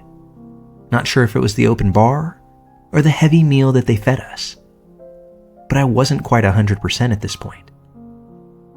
When I came out of the bathroom, I searched for my purse, where I swear I left it, on the back of my chair at the table, but it was nowhere to be found. Given my malaise, I thought that maybe I had just left it in my car, so I venture out to the parking lot and into my car to look for it. I quickly find it on the center console, which again is weird because I really thought I had brought it inside. But whatever, I found it, it's with me now. All good. Head back inside, dance some more, before noticing that Anthony never came back. I asked the groom where his friend had gone, and he said Anthony headed home because he wasn't feeling well. I was a little bummed because I was having a good time hanging out, but I couldn't really blame him. After all, my hotness was beginning to shift to a level of discomfort, and now I found myself a bit nauseous as well. I felt pretty solid that it was time to call it a night. I said bye to Courtney, her now hubby, and again went off to my car. I hit the unlock button as I got close to my 2021 Honda CR-V, what we call a crossover SUV here. I plopped down into the driver's seat, pushed the button to start my car, and glance up into my rearview mirror, just to scope out if I look as under the weather as I'm beginning to feel. But that's when something caught my attention. It looked like something in my trunk had just ducked down as I glanced back. Not sure what I had seen, if anything at all, I turned to look back. No longer looking in the mirror, that's when I could clearly see the outline of a body, of a man, crouched behind my seats. It was Anthony. Instantly, I scream bloody murder and hop out of the car.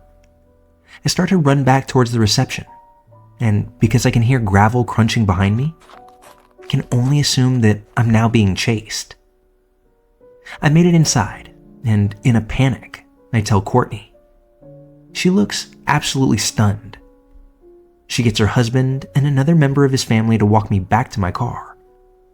As we're walking out, he says that he doesn't see Anthony's car anywhere in the lot, so he probably left. Now, had he stopped there, I think I could have been all right. But it was when he asked me, "Are you sure there was someone in your car?" Like, yeah man, I'm sure. It was your friend. I left the event, and I still feel sick to my stomach thinking about it, although it's gone even further in my head. Was I feeling awful not because of a few glasses of champagne and overeating? Could Anthony have done something to me? Had I made it home without noticing him? What was the plan then? Where would it have gone? And what was the potential outcome, knowing that my life would have been in his hands, had I not looked back? Courtney said that she feels terrible that she invited him, and that she had no idea that he would do that. Her husband has said that he's never been accused of something like this before. Neither of them have spoken to him since, though. I've made a report with the police, but who knows where that will go. This stuff easily crosses the boundary from physical threat to something psychological, because I haven't really left the house since this occurred. The thought that he knows where I'm at, where I live, or will just be waiting for me somewhere, like he was in the back of my car, absolutely persists. I don't know, man. It's really just terrifying to me.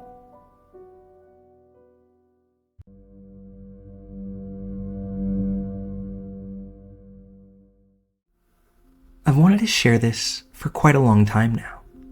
Escaping harrowing situations with creeps, sociopaths, and other ne'er-do-wells is something that I've had to do many times in my life. This, however, is only the second story that I've ever shared in a public forum, so please go easy on me. This took place during the late summer of 1993. I was living in Montana at the time, but had a boyfriend in British Columbia, so I often traveled between the two places. We were broke and carless, so we hitchhiked when we needed to get somewhere further than biking distance. I had spent the month of August with him in BC, and eventually it was time to get back to school. I, of course, not having worked much at all that summer, had no money. My bum-ass boyfriend hadn't come through with any money for a bus ticket either.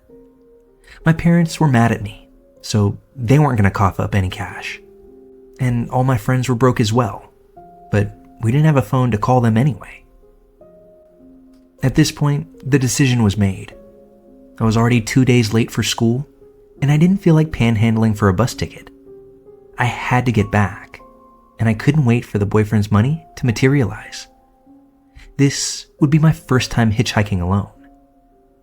I put my backpack's worth of stuff together, making sure I had my ID, because one time we hitched to the border, left Canada, and tried to get back into the US, before I realized that I had left my identification in Canada, meaning I had no ID to enter the US, but also no ID to get back into Canada. But that's a story for another day. After checking all my boxes, I hit the road. Things went surprisingly smoothly for the majority of the trip.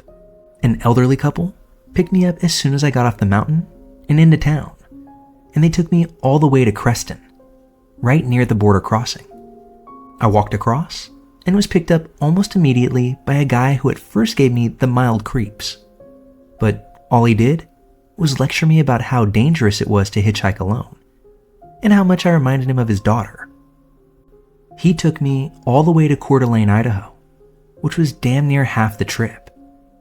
I was actually having phenomenal luck. I walked to just outside the city limits and stuck my thumb out. An hour went by, then 2. You're often walking really slowly when you're trying to catch a ride, and eventually, I came across a small flap of cardboard.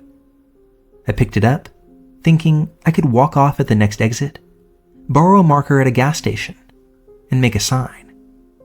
I thought this move might help me to nab a ride. So I'm walking along just a little bit faster now, and suddenly I see something moving in my peripheral vision. I tense up, look, and see that it's a 2-foot, thin, dark snake trying to get over the cement guardrail to the shoulder. He was never going to make it. He was kind of trying to throw himself over it sideways. I happen to kind of like snakes, and he looked pretty harmless. So I used my sign as a shovel and pitched him up over the wall. In hindsight, however, I should have realized that the snake was a bad omen. Before I could reach the next exit, a car slowed to a stop. It's always creepy when a car stops and you're walking up to it, trying your best to judge if it's Ted Bundy or just an eccentric like you. My heart always sank a little when it would be a single man, but I soon realized that this guy wasn't alone. There was a kid in the front seat who looked to be between 10 and 13 years old. The guy was a little too friendly, but what was he gonna do? Murder me in front of the kid? I'll admit right now, I was young and very dumb. I decided to get in. The man himself was pretty chatty, introducing the kid as his nephew. He said they were driving back to where they lived in St. Louis from visiting his brother in Seattle, so the kid could visit his grandma. The whole time I was in the car, the kid hardly said a word. If I remember right, and it's been a very long time, it's about 3 hours to where I live from Coeur d'Alene.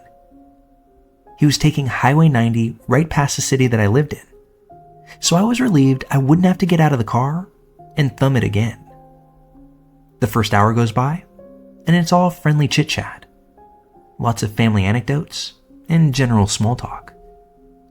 The switchblade my boyfriend gave me was cradled in the bottom of my palm the whole time, up my sleeve and out of view.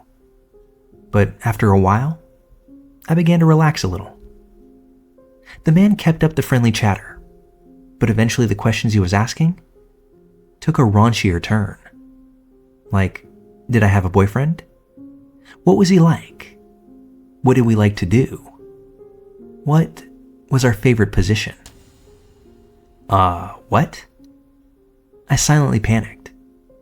Turns out, this guy was a creep after all. My instinct was to play along with his conversation while I tried to figure out what to do. I was pretty sure the drink he had in the console, in a convenience store cup, had more than pop in it, because you could see him physically getting looser as the drive went on. He kept up with the gross questions, and I was so embarrassed for his nephew, although I still played along. I just tried to breathe deeply to keep from having an anxiety attack, and concentrated on extricating myself from his car. Eventually, he made it clear that he expected me to have sex with him in exchange for the ride. Door-to-door service, he said. But then, it only got worse. And find one of your girlfriends for my nephew, he said, with this hyper-cheerful, yet also menacing smile that made my stomach drop. Yeah, this only served to confirm that I needed to get away from this guy ASAP. At this point, we were about 20 minutes out from the town that I lived in. I was like, sure, and started making stuff up about a phantom, hot, slutty friend that I had. Then, it finally hit me what I could do to get away. I put on my best come hither smile and said to him, you know what? I bet she's home now. Let's go straight over to her place when we get into town and get this date started. So I had him get off at my exit and asked if we could get some beer first for our date. I'm not so sure about in other states, but in Montana, you can buy beer at gas stations. So I had him stop at a place a few blocks from where I lived. When he somewhat reluctantly went inside to buy the beer, which I knew would be at the back of the store, I opened my door and sprinted down the alley about a block and dove into a huge clump of bushes, folded myself up as tight as I could, prayed, and waited. I still had my knife, but now it was out of my sleeve. I was shaking and my heart was pounding so hard I was afraid it would explode. I tucked my head in between my knees and continued to wait, listening for his car to come roaring down the alley. When we pulled into the gas station, it was about 4 p.m. in September, so there was still plenty of light. I stayed in those damn bushes until night fell, and then I finally got up the courage to sprint home. The guy's car never came down the alley, although I could hear him yelling for me, and he sounded pissed. I got in my front door, locked the deadbolt, and collapsed. Dirt and little leaves still all over me. My roommate walked in and was like, "What the f*** happened to you?" I gave her the abbreviated version, and she said, "Why didn't you call me? I would have picked you up at the border." Great information to have now, I suppose.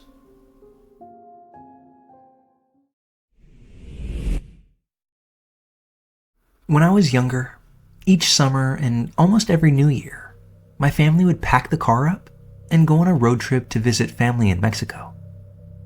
We never had any problems on the road until one particular trip when I was 8 years old. Like every road trip before, we left our home in North Texas at around 6 p.m. in order to reach our destination the next morning. So at around 2 a.m., we crossed into Mexico. And that's when things began to get weird. When you're on the only stretch of freeway in the middle of the desert, you don't tend to freak out about having the same car behind you for miles. It was practically pitch black outside our car windows, the only visible shapes being the dotted stars and the eerie silhouettes of the cacti. We'd been in Mexico for about an hour and a half and still had a few more hours to drive. And I remember sleeping, but still being semi-conscious of what was going on around me, because I didn't really have the skill to fall deeply asleep in the car. So when my mother suddenly spoke my dad's name, I heard her loud and clear.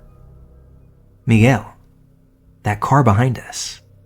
It's been on us since we left Laredo." My dad peeked at the car, shrugged off my mother's tension. A lot of cars use this road. He's probably going to Reynosa or another city, before leaving it at that. Despite his sureness, my mom kept a wary eye on the car behind us. By this time, my siblings and I were hyper aware of the car and entertained ourselves with watching the car through the gaps in the luggage that blocked the rear window. Although we got tired of this pretty quickly. After a little while longer on this road, I hear my mom again, only more in a hushed whisper. "He's getting closer."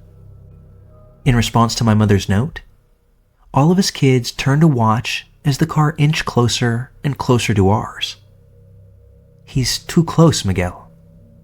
And she was right. By this time, that car was practically pressed against the rear of ours, and on a lonely stretch of highway in the middle of nowhere, with another few hours until daylight. This was downright scary. We couldn't do much. My dad didn't slow down, didn't stop, and he didn't speed away either. He just drove, and the car followed. The next 30 minutes were the most tense that we had ever experienced as a family.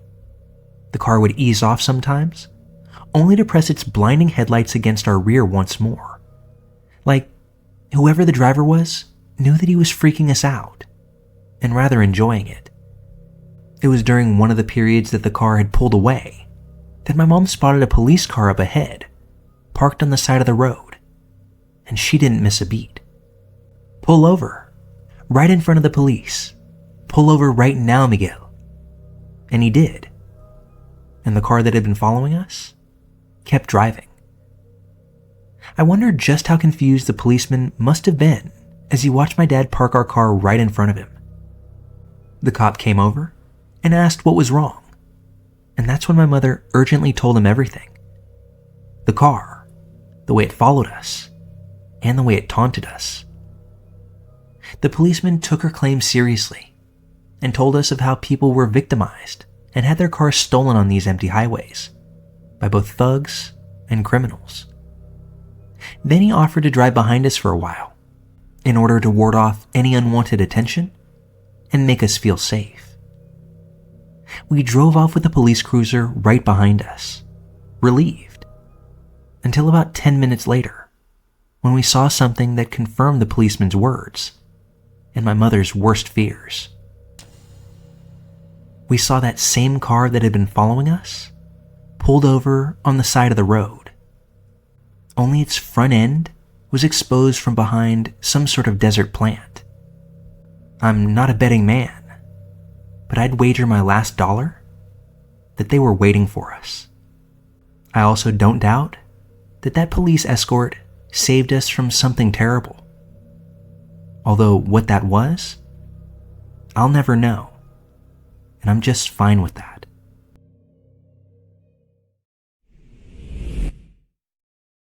I originally hail from Portland, Oregon, and got a great opportunity to take a scholarship at a school in Washington, D.C.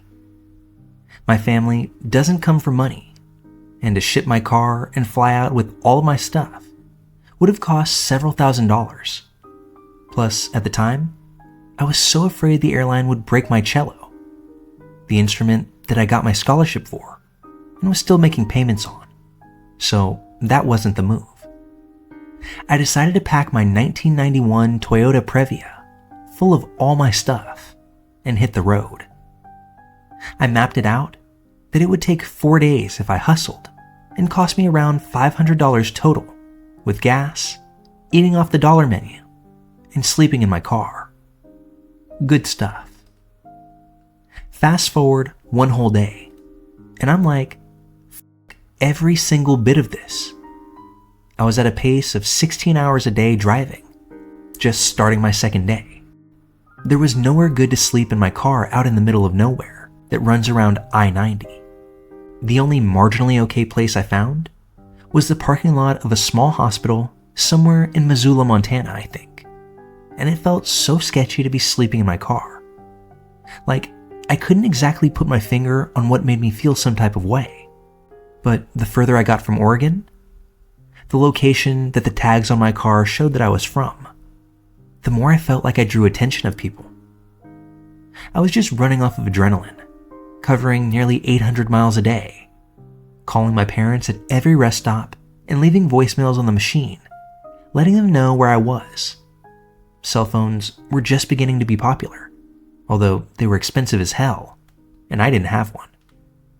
It was physically and emotionally exhausting, and I was so ready to just be at my dorm and sleep in an actual bed again. My car wasn't super old, but it was a flood salvage, and not the most reliable thing. It permanently had some random dash lights stuck in the on position, and I was so afraid that it was going to break down and leave me stranded in the Badlands, or on a barren stretch of fucking nothing. If you've never made this trip, at least at this point in time, you needed to pack cans of gas in your trunk because even with a full tank, it may be several hundred miles before you find your next service stop. I remember driving all day through nothing but literal tumbleweeds, sleeping on the side of the road, waking up and not seeing civilization again for a total of 12 hours worth of driving. Fast forward to Wyoming. I don't remember where, but I think that I was near the South Dakota-Nebraska border. I was running low on cash due to a rock hitting my side mirror and breaking the glass, and I needed to buckle down to have enough for gas. I saw a sign at some tiny church saying, "Free community spaghetti dinner," listed for that evening. And I was like, oh yeah, let's do this.